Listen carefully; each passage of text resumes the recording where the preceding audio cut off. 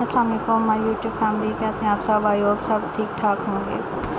Novel کے next episode کے ساتھ حاضر ہوں۔ کیسا لگ رہا ہے آپ کو ناول؟ کمنٹ کیجیے گا اور بتائیے گا۔ اچھا، ایک اور بات پوچھنی تھی کہ اب جیسے 1-1.5 گھنٹے کی یا 1 گھنٹہ 20-30 منٹ کی ویڈیوز ہوتی ہیں میری، تو اگر شام کو 7 یا 8 سے شروع کروں اور ہر گھنٹے میں آپ کو ایک ایپیسوڈ ملے، مطلب 2-3 گھنٹوں میں، جیسے کہ 7 بجے ایک آدھے گھنٹے کی یا 20-25 منٹ کروں، پھر 8 بجے کروں، پھر 9، ایسے ڈیلی کی 3-4 ایپیسوڈز دوں، تو کیا وہ یہ صحیح ہے؟ یا ایک کے بعد جو اتنی بڑی سی ایپیسوڈ ہوتی ہے وہ صحیح رہتا ہے؟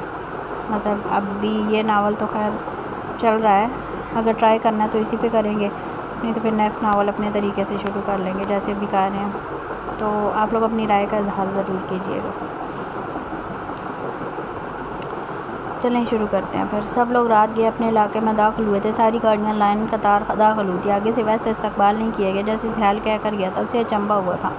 شادی اور سفر کی تھکاوٹ کی وجہ سے دونوں بچے اور زمل سو چکی تھی۔ سہیل نے گاڑی پورچ میں کھڑی کرتے نیچے اتر کر ایک بندے کو قریب بلایا، تب تک پامیر، کومل اور میشی یعقوب گاڑی سے اترے تھے۔ یہ اتنی خاموشی کیوں ہے ہر طرف؟ سوالیہ پوچھا، لہجے میں سختی تھی۔ عثمان کیا سوچ رہا ہوگا؟ اس کی دلہن کا استقبال اتنا سونا سونا سا کیا گیا تھا۔ عثمان کی گاڑی بھی تبھی وہاں رکی، امام گم سی اس کے ساتھ والی سیٹ پر بیٹھی تھی۔ پورا راستہ دونوں میں کسی نے کسی کو مخاطب نہیں کیا تھا۔ اس بندے نے خاموشی سے پیچھے کی جانب ہاتھ سے اشارہ کیا، جب زیال کے ساتھ سب نے اس جانب مڑ کر دیکھا۔ سامنے رکھی میت دیکھ سب کے دل دہل کر رہ گئے تھے۔ کومل کے قدم پہ ساختہ لڑکھڑائی، اس حالت میں اچانک اپنے گھر میں میت دیکھنا اسے ہلا کر رکھ گیا تھا۔ زیال سانس روکے سامنے دیکھتا رہا، جب دھیرے دھیرے قدم اٹھاتا آگے بڑھا یا خود بھی اسی کے پیچھے گیا تھا۔ میشی وہیں کومل کے پاس کھڑی ہو گئی تھی۔ میت کے قریب آتے نظر میر بخش کے بے جان چہرے پر پڑی۔ یعقوب میر کو دیکھتے ایک ہی جس میں آگے آیا، یہ کیا ہوا؟ میر آنکھیں کھولو، کیا ہوا ایسے؟ یہ ایسے کیوں لیٹا ہوا؟ میر بخش کے اوپر اس وقت بھاری کمبل تھا، ہونٹ نیلے پڑ چکے تھے، آنکھیں آدھی کھلی اور آدھی بند تھیں۔ کچھ بولو، آنکھیں خاموش، دیکھو۔ ایک دم زور سے دھاڑا تھا۔ نوفل نے قتل کر دیا میر بخش کو؟ اس کے بتاتے یعقوب کی آنکھیں پھٹی تھیں، اس نے دھیرے سے گردن موڑ کر میر بخش کو دیکھا۔ میشی اسے اندر لے کر جاؤ۔ پامیر کومل کا ہاتھ میشی کے ہاتھ میں دیتے دونوں کو اندر بھیج کر اس جانب آیا۔ ایسے کیسے مار دیا؟ میر بخش اٹھو، بخش تم ایسے نہیں جا سکتے بخش۔ وہ میر کا چہرہ جھنجھوڑتے اسے اٹھانے کی ایک ناکام صحیح کرنے لگا۔ اتنا پرانا تعلق تھا اس شخص سے، بھائی تھا وہ ان کا، اتنے حسین لمحات گزارے تھے ساتھ، ایسے کیسے وہ ایک لمحے میں چھوڑ گیا؟ مائی آپ اندر جائیں۔ مام کو اندر جانے کو کہتے اپنے سر پر باندھی پگڑی اسے تھماتے خود بھی ان سب کی جانب آ گیا۔ مام چند گھڑی اس شخص کو کھڑی دیکھتی رہی جس کے نام وہ پوری زندگی کے لیے ہو چکی تھی، لیکن اسے جانتی تک نہیں تھی، ٹھیک سے بات تک نہیں ہوئی تھی۔ وہ وہیں کھڑی رہی، ٹھنڈ میں پورا بدن کانپ رہا تھا، لیکن آج وہ کچھ محسوس نہیں کر رہی تھی۔ میر بخش اٹھو ورنہ مجھے غصہ آ جائے گا، اٹھو۔ زیال ساکت کھڑا، میر بخش کے جامد سفید چہرے پر نظریں گاڑے ہوئے تھے، آنکھوں میں دھیرے دھیرے نمی جمع ہو رہی تھی۔ وہ نہیں اٹھ رہا تھا، کچھ ہوتا تو اٹھتا، وہ جا چکا تھا سب کو چھوڑ کر۔ 12 سال کم نہیں تھے کسی کے ساتھ دلی تعلق بنانے میں۔ وہ شخص ان کا بھائی تھا۔ عثمان زیال کے قریب آ کر کھڑا ہو گیا، کہا تھا نہ چھوڑیں اس شیطان کو۔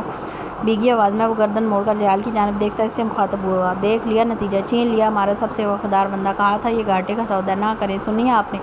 یعقوب کے لہجے میں نمی تھی۔ پامیر نے بے اختیار اس کا کندھا تھامتے اپنا سر رکھا، نظریں میر بخش کے سفید چہرے پر جمی تھی، آنکھوں میں سرخی اتر رہی تھی۔ گاڑیاں نکالو۔ وہ اتنی دیر سے بولا تھا، ابھی تو صرف 2 لفظ، لہجہ بھی کسی جذبے سے آ رہی تھا، اتنا سرد انداز کہ اس سے خوف کھایا جائے۔ اس کے بندے دوڑ لگا چکے تھے، گاڑیاں نکلنے کے لیے تیار ہو چکی تھی۔ زیال زمل کو باہوں میں بھرے دھیرے سے اٹھا کر اندر اپنے کمرے میں لے آیا، اس کے پیچھے پیچھے یعقوب اور پامیر زمل زالے کو اٹھا کر اندر لائے، تینوں کو کمرے میں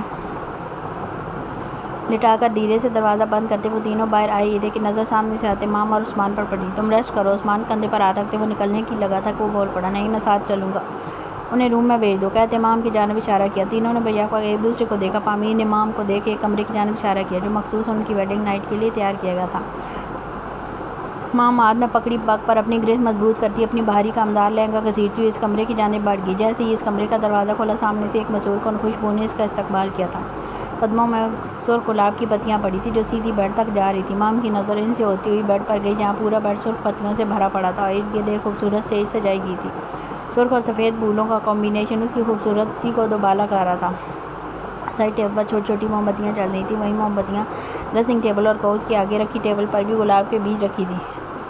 نیز کے پورا کمرہ کسی دلہن کی طرح سجایا گیا تھا، لیکن یہ سب دیکھ مام کے اندر ایک لاوا سا بھرنے لگا تھا۔ اس نے ہاتھ میں پکڑی پگ دیکھی، رائے عثمان لاشاری والد رائے ولید لاشاری، کہ آپ تمام گواہان کی موجودگی میں امام سکندر والد وہاب سکندر کو سکہ راج الوقت 5 کروڑ حق مہر کے عوض قبول کرتے ہیں۔ مولوی صاحب کے الفاظ بے اختیار اس کی سماعت میں گونجے، قبول ہے۔ عثمان کے لفظ یاد آتے اس نے کرنٹ کھا کر ہاتھ میں پکڑی پگ سیدھی زمین پر دے ماری تھی۔ کمرے میں گھٹن بڑھ رہی تھی، اس کے اندر کی آگ جوش ماری تھی۔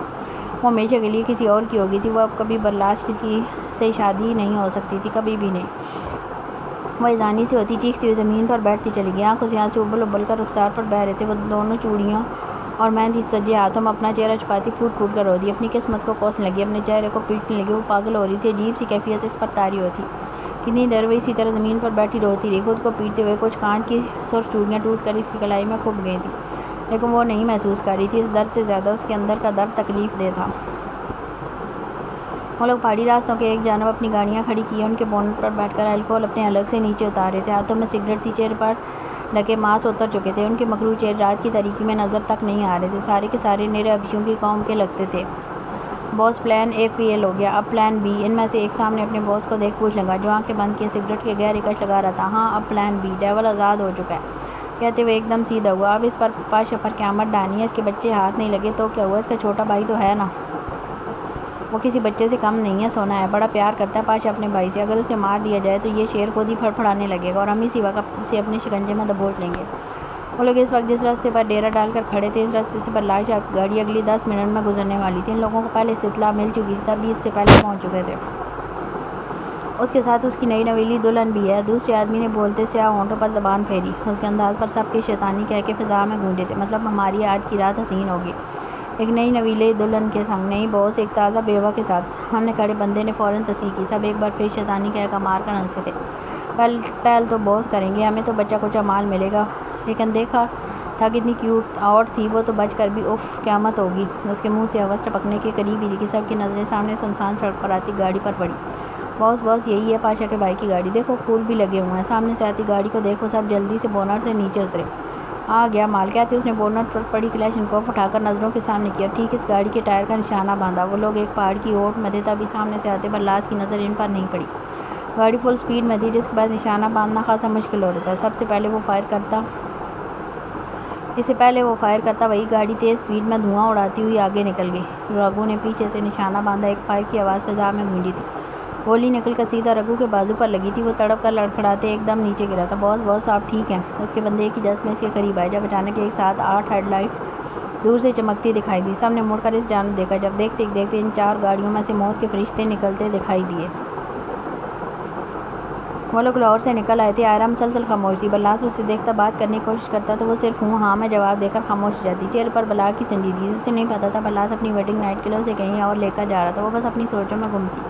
کچھ کھاؤ گی؟ گاڑی ایک بڑی سی شاپ کے باہر روک کر پوچھا۔ ہائی وے پر وہی ایک کھانے پینے کی شاپ تھی، آگے پیچھے کوئی اکا دکا گاڑیاں آ جا رہی تھیں۔ آئرہ نے سر دھیرے سے نفی میں ہلا دیا۔ کھا لو کچھ، وہاں جا کر بھوک لگے گی، مجھے کچھ بنانا آتا نہیں اور تمہیں کچھ بنانے دوں گا نہیں میں۔ اس کی بات آئرہ نے کنکھیوں سے اسے دیکھا، برلاس کے لہجے میں بے پناہ محبت اور چہرے پر مسکراہٹ تھی۔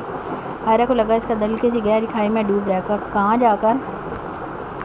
سوالیہ پوچھا۔ اس کے سوال پر برلاس کی مسکراہٹ گہری ہوئی۔ وہیں جہاں صرف تم، میں اور بولتے رکا، آنکھوں میں چمک دار آئی اور بے چین سی ہوتی جملہ مکمل کرنا چاہا، اور ہمارا پیار۔ بولتے وہ تھوڑا آگے جھک کر اس کا گال نرمی سے چوم گیا۔ مجھے یقین ہی نہیں آ رہا کہ تم میری آفیشیل وائف بن چکی ہو، ہمارا نکاح ہو چکا ہے۔ مجھے تو سب خواب لگ رہا ہے، ایسا خواب جس سے میں کبھی بیدار نہیں ہونا چاہتا۔ ہمارا نکاح ہو گیا، ہاں نکاح۔ وہ ایزانی سا ہوتا، کبھی ہنستا کبھی بولتا۔ آئرہ یکٹک اسے دیکھی، یہ خوشی اس کے لب و لہجے میں چیخ کر بول رہی تھی۔ آئرہ نے ایک گہری نظر اس پر ڈالی، آنکھوں میں نمی اترنے لگی۔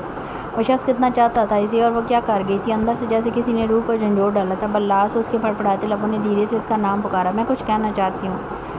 اس سے پہلے وہ کچھ کہتی، برلاس اس کے لبوں پر اپنا بھاری ہاتھ رکھتے وہیں خاموش ہو گیا۔ کچھ مت کہو، اب صرف تم سنو گی اور دیکھو گی۔ برلاس کا لہجہ ایک دم عجیب ہوا تھا۔ آئرہ سانس روکے اسے دیکھنے لگی۔ میں کچھ کھانے کے لیے لاتا ہوں، آج کی راتوں میں طاقت چاہیے میری جان، کہتے ہوئے ایک دلکش مسکراتا گاڑی سے نیچے اتر گیا۔ پیچھے آئرہ سب بھولے ایک بار پھر اندر ہی اندر گھٹن کا شکار ہونے لگی تھی۔ اس کی ماں کی شرط پوری ہو چکی تھی۔ برلاس تھوڑی دیر تک ہاتھ میں ایک پیکٹ پکڑے واپس آتا گاڑی میں بیٹھا اور پیکٹ آئرہ کی جانب بڑھا گیا۔ یہ لو کھاؤ۔ وہ پھر سے کچھ کہنے لگی، جب برلاس کی نظروں نے اسے خاموش کروا دیا۔ میں نے کہا نا کچھ مت کہو، کھاؤ یہ۔ اس کا لہجہ ایک دم سپاٹ ہوا تھا، سر برفیلا۔ آئلہ گھبرا کر جلدی سے اس کے ہاتھ سے پیکٹ پکڑتی اسے دیکھنے لگی۔ کھاؤ اسے، یوں ہی ساکت و جامد بیٹھے دیکھو، ایک دم دھاڑا تھا اس کی دھاڑ پر۔ آئرہ وہ ڈر کر یک دم اچھل سی دروازے سے جا چپکی تھی۔ اس کی دھاڑ پر اس کا پورا وجود جیسے زلزلوں کی زد میں آ گیا تھا۔ وہ کانپتی ہوئی اسے دیکھنے لگی، آنکھوں سے گرم سیال بل بل کر بہنے لگا۔ اس پیکٹ کو کھول کر اس میں رکھے نگیٹس دھیرے سے منہ میں لے کر چبان لگی۔ بلاس نے شیروانی کے بٹن کھول کر ایک جھٹکے میں نکال کر پچھلی نشست پر پھینکی۔ اس وقت وہ سفید سوٹ میں ملبوس تھا جس کے نیچے سفید پاجامہ تھا، کرتا بھی بغیر کالر والا تھا، پگڑی وہ پہلے ہی اتار چکا تھا۔ خود کو ریلیکس کرتے ہوئے سائیڈ جیب سے سگریٹ نکال کر سلگانے لگا۔ یہ پہلی بار تھا کہ عائرہ خاندازہ نے اس کے ہاتھ میں سگریٹ دیکھی تھی۔ اسے دیکھ کر لگتا بھی نہیں تھا کہ وہ ان عیاش کاموں میں ملوث ہوگا، لیکن اصل حیرت کا بڑا جھٹکا اسے تب لگا جب بلاس نے سامنے ڈیش بورڈ کھولتے اندر سے ایک چھوٹی وائن کی بوتل نکالی، سگریٹ کا دھواں اوپر منہ کر کے گاڑی کے روف کی جانب چھوڑا اور ساتھ ہی وائن کی بوتل لبوں سے لگا لیا۔ عائرہ ہکا بکا اسے دیکھ رہی تھی۔ وہ سیٹ کی پشت سے ٹیک لگائے آنکھیں موند کر اس طرح اپنے عمل کو دہراتا رہا، ساتھ ہی سگریٹ کے گہرے کش لگاتا رہا۔ گاڑی میں دھیرے دھیرے دھواں بننے لگا جس سے عائرہ کو ہلکی سی کھانسی ہونا شروع ہوئی۔ جلدی ختم کرو، عائرہ کی چونٹی جیسی سپیڈ دیکھ کر کوف سے ٹوکا۔ وہ ڈر کر جلدی جلدی کھانے لگے۔ اس کے سارے نگیٹس ختم کرتے بلاس نے گاڑی پھر سے سٹارٹ کی، نظریں سامنے رستے پر مرکوز تھیں۔ گیئر لگاتے بلاس نے گاڑی کا رخ اس گھنے گہرے جنگل کی جانب موڑ دیا جسے دیکھ عائرہ کی آنکھیں یکدم پھٹی۔ اس نے کرنٹ کھا کر بلاس کی جانب اپنا رخ کیا۔ یہ ہم کہاں جا رہے ہیں؟ بتایا تو ہے، ویڈنگ نائٹ منانے، سرسری سے لہجے میں جواب دیا جب عائرہ کے اس جگہ کو دیکھ کے آسان خطا ہونے لگے تھے۔ لیکن اس جگہ کیوں؟ ہم کہیں اور بھی تو جا سکتے تھے۔ خوف کے مارے اس سے الفاظ تک ٹھیک سے ادا نہیں ہو رہے تھے، آواز میں کپکپاہٹ سی گھلنے لگی تھی۔ یہ جگہ بیسٹ ہے تمہیں تمہاری منہ دکھائی دینے کے لیے۔ ہماری شادی اتنی انوکھی ہوئی ہے تو منہ دکھائی بھی تو انوکھی ہوگی۔ سو ریلیکس، تمہیں بہت پسند آئے گا میرا تحفہ۔ اس کے لہجے میں بہت کچھ تھا جو عائرہ کو روح تک کھینچ رہا تھا۔ بلاس نے گاڑی کی سپیڈ دھیرے دھیرے اینڈ لیول تک کر دی۔ پلیز سلو کریں بلاس، گاڑی فل سپیڈ میں آ چکی تھی۔ بلاس کے بائیں ہاتھ کی 2 انگلیوں کے بیچ سگریٹ پھنسی تھی جبکہ دوسرے ہاتھ میں وائن کی بوتل۔ پلیز بلاس، ایکسیڈنٹ ہو جائے گا پلیز۔ سامنے سڑک پر گھوپ اندھیرے میں صرف ان کی گاڑی کی ہیڈ لائٹس کی روشنی پڑ رہی تھی۔ عائرہ کو از حد خوف محسوس ہو رہا تھا، آگے تھوڑا سا بھی موڑ آتا تو ان کی گاڑی پرزوں میں تبدیل ہو جاتی، اندر بیٹھے لوگوں کا تو نام و نشان نہ ملتا۔ وہ سن نہیں رہا تھا۔ عائرہ اس کا بازو پکڑتے روتی مسلسل التجا کر رہی تھی۔ جب اس کی نظریں سامنے ڈیش بورڈ پر پڑی بلاس کے موبائل پر گئیں، اس نے جھٹ سے موبائل اٹھاتے اسکرین آن کی اور پاس ورڈ ڈالا۔ آج بھی اس کا پاس ورڈ مس انوسینٹ کے نام سے تھا۔ عائرہ جانتی تھی، اس لیے پہلے یہی ڈالا جسے لاک فوراً کھل گیا۔ اس نے تڑپ کر بلاس کو دیکھا جو اب تک کبھی سگریٹ کے کش لگاتا، کبھی وائن منہ سے لگا لیتا۔ سپیڈ وہی تھی لیکن کان باندھتے سننے کی حس ہو چکی تھی۔ عائرہ نے جلدی سے زیال کا نمبر ڈائل کیا۔ اس وقت بلاس کی کال دیکھ زیال نے فوراً کال اٹھائی تھی۔ زیال بھائی، عائرہ کی کانپتی ہوئی آواز سنتے وہ جھٹ سے سیدھا ہوا تھا۔ کیا ہوا؟ تم رو کیوں رہی ہو؟ بلاس کہاں ہے؟ وہ اوور سپیڈ میں گاڑی چلا رہے ہیں، فون اسے دو۔ پاگل ہو گیا کیا یہ؟ وہ اچھا خاصا پریشان ہو گیا تھا۔ عائرہ نے جھٹ سے فون سپیکر پر ڈالا۔ بلاس کیا کر رہے ہو یہ؟ وہاں بیٹھے بیٹھے وہ غصے سے دہاڑا تھا۔ زیال کی آواز لہروں میں سفر کرتی بلاس کی سماعتوں تک گئی۔ اس نے گردن موڑ کر ایک نظر موبائل کو تو دوسری خون کا نظر عائرہ پر ڈالتے اپنا فون جھپٹ کر اس کے ہاتھ سے چھینا۔ کچھ بھی نہیں بھائی، میں نے کیا کیا؟ وہ فوراً سے معصوم بنا تھا۔ تو گاڑی کو ایروپلین میں سمجھ رہا ہوں؟ انسان بنو۔ اپنے بھائی کی ڈانٹ سنتے اس نے عائرہ کی جانب اشتعال بھری نظروں سے دیکھا۔ یہ دوسری بات ہے، اس کا باپ اس پر غصے سے چلایا تھا۔ جی بھائی، آہستہ چلاؤں گا اب۔ نظریں عائرہ کے کپکپاتے وجود پر ڈالتے زیال کی 2-3 باتوں کا اور جواب دیتے اس نے کال کٹ کی۔ یہ ٹھیک نہیں کیا تم نے، اب گاڑی سلو ہی رہے گی۔ اس کا سرد برفیلا لہجہ بہت کچھ باور کر رہا تھا۔ عائرہ کو بے اختیار اس سے خوف محسوس ہونے لگا۔ آپ ایسے کیوں کہہ رہے ہیں؟ کیا ہوا ہے آپ کو؟ وہ اب تک بلاس کا یہ بدلہ روپ نہیں سمجھ پائی تھی۔ اس کے سوال پر بلاس نے زخمی نظروں سے اسے دیکھا اور مسکرا دیا۔ یہ مسکراہٹ نالمہ نہیں تھی، کچھ تھا اس میں، نہیں بہت کچھ تھا۔ اکھیاں نوں خواب وکھا گئی ہے سانوں چوٹھے لارے لا گئی ہے، عشق دا رولا پا کے تو ساڈے دل نوں کیوں ٹھکرا گئی ہے۔ وہ دھیرے دھیرے گنگنانا شروع ہوا۔ اس کے الفاظ سنتے عائرہ کو اپنا خون خشک ہوتا محسوس ہوا۔ وہ عشق بھری نظروں سے اسے دیکھنے لگی جس کا لہجہ زخموں سے چور ہو رہا تھا، لیکن ہونٹوں پر ظالم کی مسکراہٹ تھی۔ عائرہ اسے یوں ہی دیکھی گئی کہ دسیے تینوں اسی حالے دل، اسی سولی اُتے ٹنگے ہاں، نہ دل لنگدا نہ چین آندا، اسی در در رلدے پھردے ہاں۔ جب شرط کے بارے جانتا تھا عائرہ کو اپنا آپ کسی طوفانی زلزلے کی زد میں آتا محسوس ہوا۔ بدن میں خون کی گدر جیسے رک سی گئی تھی، سانسیں مدھم سی ہونے لگی تھی۔ سن لے ساڈی پریم کہانی، دل وچ پیار تے نیناں وچ پانی، مک کے محبت مک گئے اساں، نہیں مکدی پر جند مر جانی، عاشقاں دے سینے وچ جیڑا درد نہیں جانے اوہی عاشق، یا پھر جانے رب نہیں۔ عاشقاں دے سینے وچ جیڑا درد نہیں جانے اوہی عاشق، یا پھر جانے رب نہیں۔ الفاظ تھے کہ خنجر سیدھا عائرہ کے دل پر لگ رہے تھے۔ وہ کسی ماہر گلوکار کی طرح گا رہا تھا، اس کی روح کھینچ رہا تھا۔ لفظوں کی ادائیگی میں درد چیخ چیخ کر بول رہا تھا، بتا رہا تھا کہ گانے والا اندر سے کتنا زخمی ہے۔ وہ زخمی کس قدر ہے تم جانتے ہو؟ نہیں، کوئی نہیں جانتا۔ گاڑی اس بھیانک جنگل کے رستے پر آ چکی تھی۔ دونوں اطراف لمبے گھنے درخت کھڑے تھے، سڑک پر برف کی تہ آج بھی جمی ہوئی تھی۔ پورے جنگل کسی گپ اندھیرے میں ڈوبا ہوا تھا، صرف برلاس یا گاڑی کی ہیڈ لائٹ سامنے دور تک رستے کو روشنی میں نہلا رہے تھے۔ میں آپ کو سب بتاتی ہوں، آپ میری بات سن لیں ایک بار۔ وہ برلاس کا بازو تھامے روتی ہوئی مسلسل التجائیں کر رہی تھی۔ برلاس نے نظریں عائرہ کی جانب گھمائیں، چہرے پر ہر زخم پیچھے ہوا۔ وہاں اب صرف شیطانیت تھی۔ بیسٹ جاگ چکا تھا، وہ بلڈی بیسٹ جو اس جنگل کا بے تاج بادشاہ تھا، جہاں کے خونخوار جانوروں پر اس کی حکومت تھی۔ انسانوں پر حکومت کوئی بھی کر سکتا ہے، اصل مزہ تو ان بے زبان جانوروں پر کرنے کا تھا، وہ بھی ایسے جانوروں پر جو انسان کو دیکھتے چیر پھاڑ کر رکھ دیں۔ میں نے کہا نا، تم صرف سنو گی اور دیکھو گی۔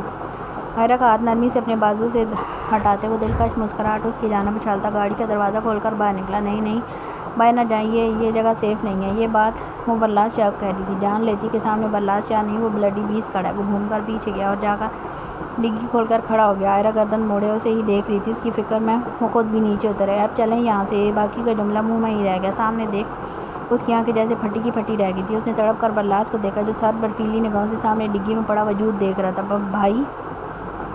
عائرہ کے لبوں سے بے ساختہ نکلا تھا۔ سامنے ہی نوفل خانزادہ تھا، جس کے منہ پر ٹیپ لگی تھی، ہاتھ پیچھے کی جانب بندھے ہوئے تھے، نیچے سے دونوں پیر آپس میں ملا کر رسی سے باندھ رکھے تھے۔ ہلو سالے صاحب، کیا حال ہے؟ دیکھو، اپنی بہن کو نکاح کر لیا میں نے اس سے۔ ویسے خواہش تو تمہاری تھی مجھے اپنا سالہ بنانے کی، لیکن دیکھو تمہاری یہ خواہش میں نے پوری کر دی، بس طریقہ الٹا کر دیا۔ نوفل سے مخاطب ہوتے اس نے عائرہ کو دیکھا۔ کیسی لگی یہ منہ دکھائی؟ کس ادا سے پوچھا تھا؟ عائرہ تو تڑپ کر رہ گئی۔ ایسا کچھ اس کے وہم و گمان میں دور دور تک نہیں تھا۔ ابھی سرپرائز ختم نہیں ہوئے، رکو کہتے اس نے نوفل کی ٹانگیں باہر کی جانب نکالتے اسے ڈگی میں اٹھا کر بٹھایا اور کالر سے پکڑ کر کھینچتے باہر نکالا۔ وین برلاس کے مقابل کھڑا ہوا تھا، ایک آنکھ اب بھی بند تھی، چہرے پر بہت سی جگہوں پر گہرے کرتے ہوئے اس وقت کسی فرعون سے کم نہیں لگ رہا تھا۔ بہت شوق ہے نا تجھے ڈیول بننے کا؟ آج تجھے یہ بلڈی بیسٹ بتائے گا اصل شیطان کیسا دکھتا ہے۔ اس کے منہ پر خون اشام لہجے میں بولایا تھا۔ ساتھ پیروں سے اس کے پیروں میں بندھی رسی نیچے کی اور پیروں سے نکال دی، ساتھ اوپر سے اس کے ہاتھ جیسی کھولی۔ نوفل خانزادہ کا ایک زوردار پنچ برلاس شاہ کے جبڑے کی جانب آئی تھا کہ برلاس نے اس کا ہاتھ وہیں بیچ میں روکتے غضبناک نگاہیں اس کی نگاہوں میں گاڑی۔ جوش اتنا دکھا جتنا برداشت کر سکے، بولتے ایک زوردار گھونسا اس کے جبڑے پر رسید گیا، جس سے نوفل کے قدم بے ساختہ لڑکھڑائے تھے۔ عائرہ نے تڑپ کر اپنے بھائی کو جیسے ہی تھامنا چاہا، برلاس نے اس کی نازک سی بازو اپنے فولادی ہاتھ میں دبوتے اسے ہی اپنی جانب کھینچا۔ اگر مزید کوئی بھائی چارہ دکھایا تو اسی کے ساتھ زندہ زمین میں گاڑ دوں گا، سمجھی؟ بازو ایک جھٹکے سے چھوڑا۔ عائرہ لڑکھڑا کر دو قدم پیچھے پھٹی پھٹی نظروں سے اسے دیکھنے لگی۔ اس کا یہ روپ پہلی بار دیکھ رہی تھی۔ برلاس نے ڈگی سے دوسری رسی نکال کر نوفل کے پیٹ پر باندھی۔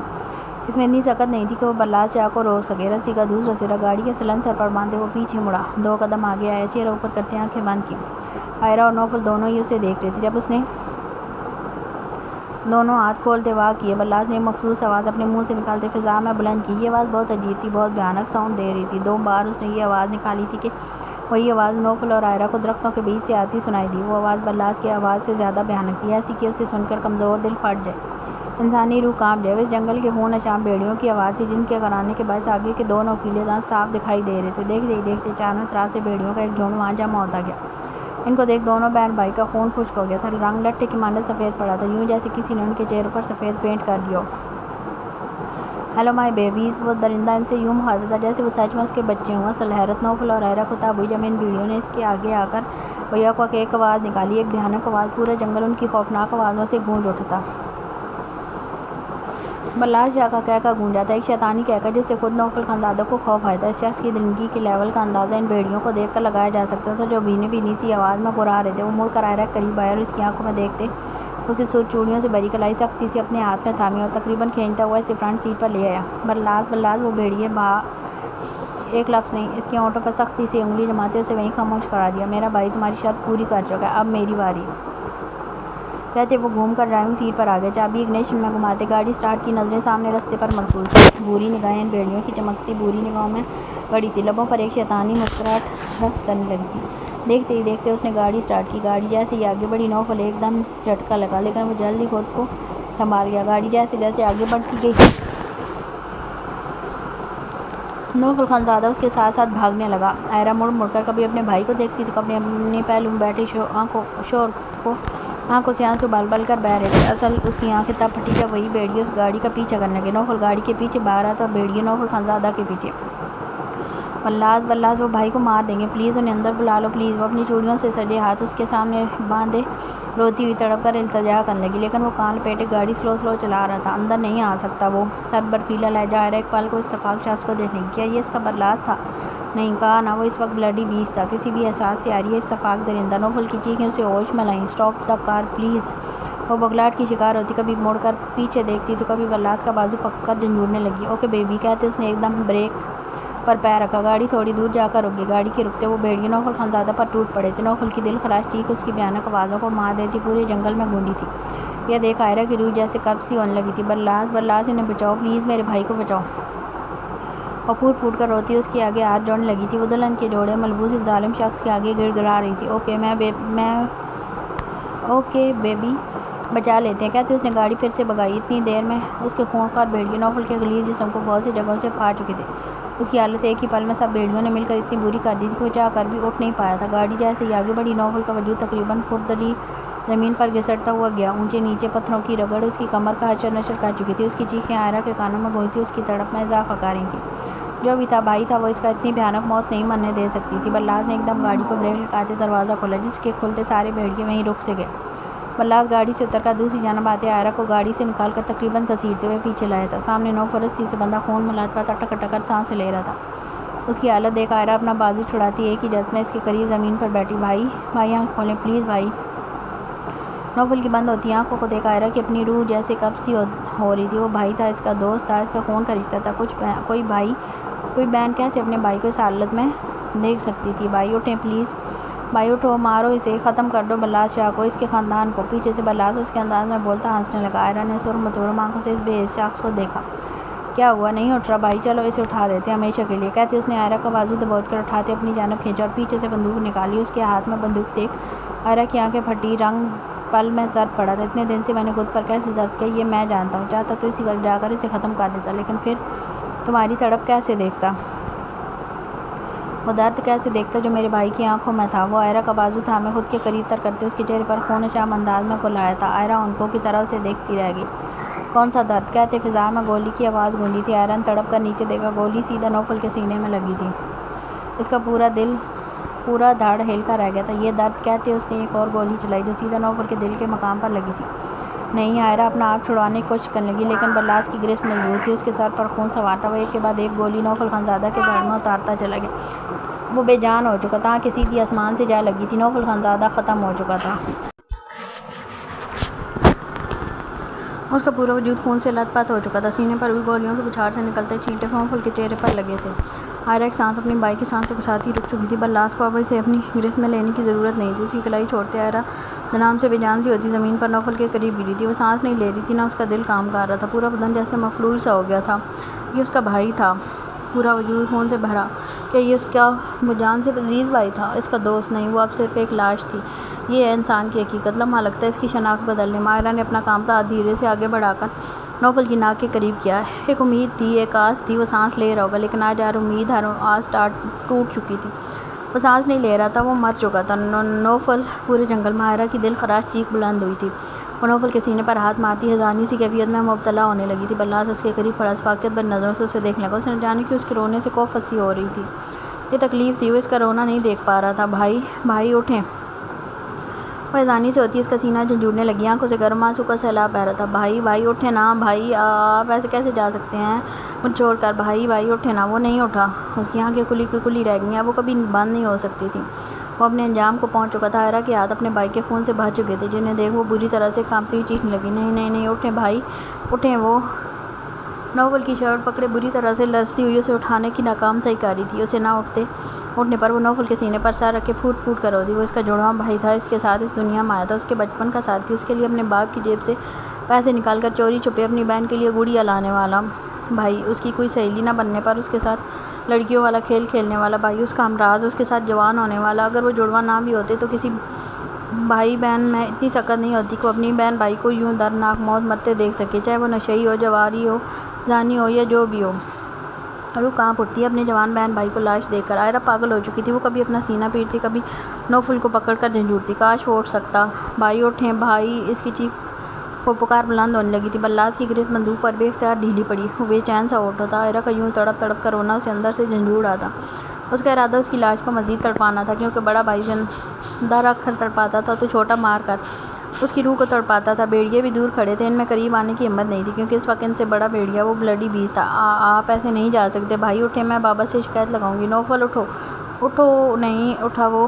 یہ قیامت کا منظر دیکھ اگر وہاں موجود درخت بول سکتے تو وہ بولتے کہ ان کا دل پھٹ رہا ہے۔ ایک بہن کی اس کے جوان بھائی کی موت پر رونا دے کر یا لاش دھیرے سے اس کے قریب دوزانو ہو کر بیٹھا ہو یک ٹک کبھی نوفل کو دیکھتا کبھی عائرہ کو۔ نہیں میں مر جاؤں گی، میں آپ کے بغیر نہیں رہ سکتی، اٹھیں بھائی۔ بلاس کی بری آنکھوں میں کب نمی اتری، کب موتی بن کر آنکھوں کی باڑ توڑ کر گال پر پھسلتی بیئرڈ میں جذب ہوئے۔ وہ نہیں جانتا تھا کہ اس کا دل اندر سے عائرہ کو دیکھ پھٹ رہا تھا۔ وہ یہ کیا کر گیا تھا، ایک بہن کے سامنے اس کے بھائی کو مار دیا۔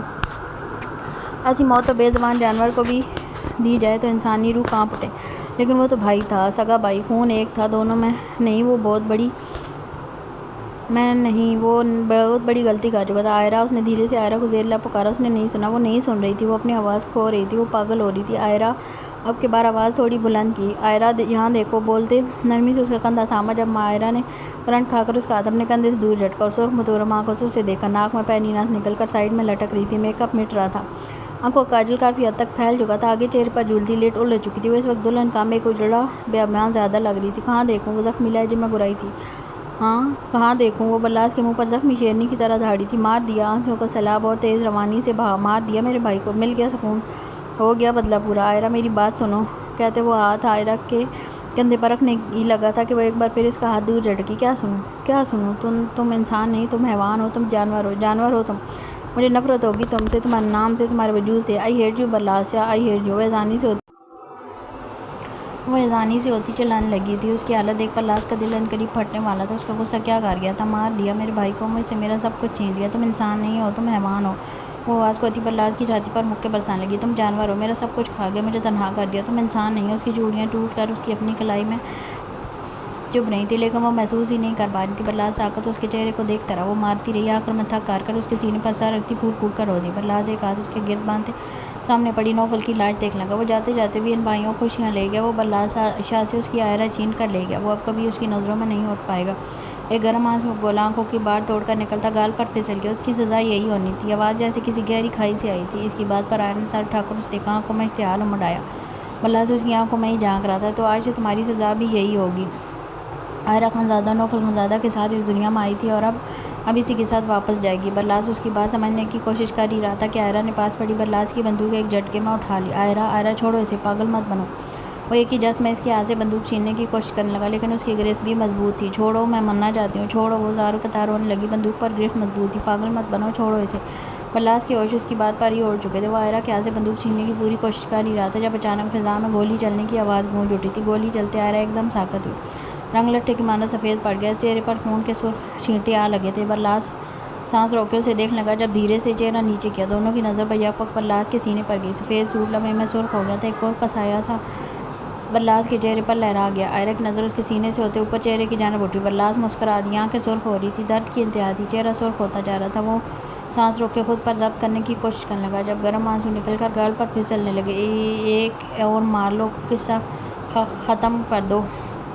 درد کی شدت پورے وجود میں بجلی کی طرح دوڑ گئی تھی، خون پانی کی طرح بہتا اس کا پاجامہ تک خون سے تر کر گیا۔ عائرہ ساکت تھی، وہ ہل نہیں رہی تھی، وہ پتھرا چکی تھی۔ جب بلاس کو اپنی آنکھوں سامنے دھندلاہٹ سی محسوس ہونے لگی، وہ خود پر ضبط کھو رہا تھا، ملک اور موت جیسے روح کھینچ کر نکال رہا تھا، چہرے پر تکلیف کی شدت انتہا پر تھی۔ اسی وقت دور سے کچھ گاڑیوں کی آواز آئی جو دھیرے دھیرے ان کے قریب آ رہی تھی۔ بلاس بے جان ہوتا دھڑام سے نیچے زمین پر جا گرا۔ جب اسے گرتے ہوئے گاڑی سے اترتے زحال نے دیکھا تھا، بلاس کا گرنا زحال خان افندی کو دور سے مار گیا تھا۔ وہ گاڑی کا دروازہ بند بھی نہیں کر سکا، بس اندھا دھند اپنے بھائی کی جانب دوڑ گیا۔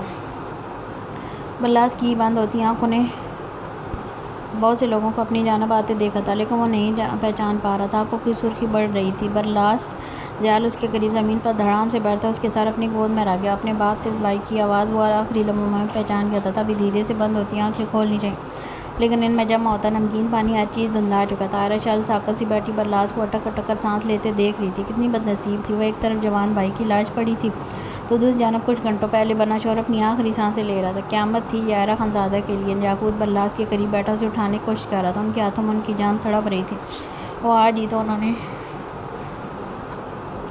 نے اس کی بارات نکالی تھی، اور اب بلاس آنکھ کھولو، یاقوت گاڑی موڑو۔ زحال بلاس کا گال تیز سے تھپاتے اسے ہوش میں لانے کی کوشش کرتا چلانے لگا۔ پیچھے عثمان اور پامیر وہاں موجود بھیڑیوں پر فائر کرتے انہیں دور بھگا رہے تھے۔ زحال کو لگا جیسے بلاس کی جگہ اس کی روح قبض ہو رہی تھی۔ اپنے ہاتھوں میں اپنی اولاد کو یوں خون میں لت پت تڑپتے دیکھنا اس کے لیے کسی اذیت کی موت مرنے سے بدتر تھا۔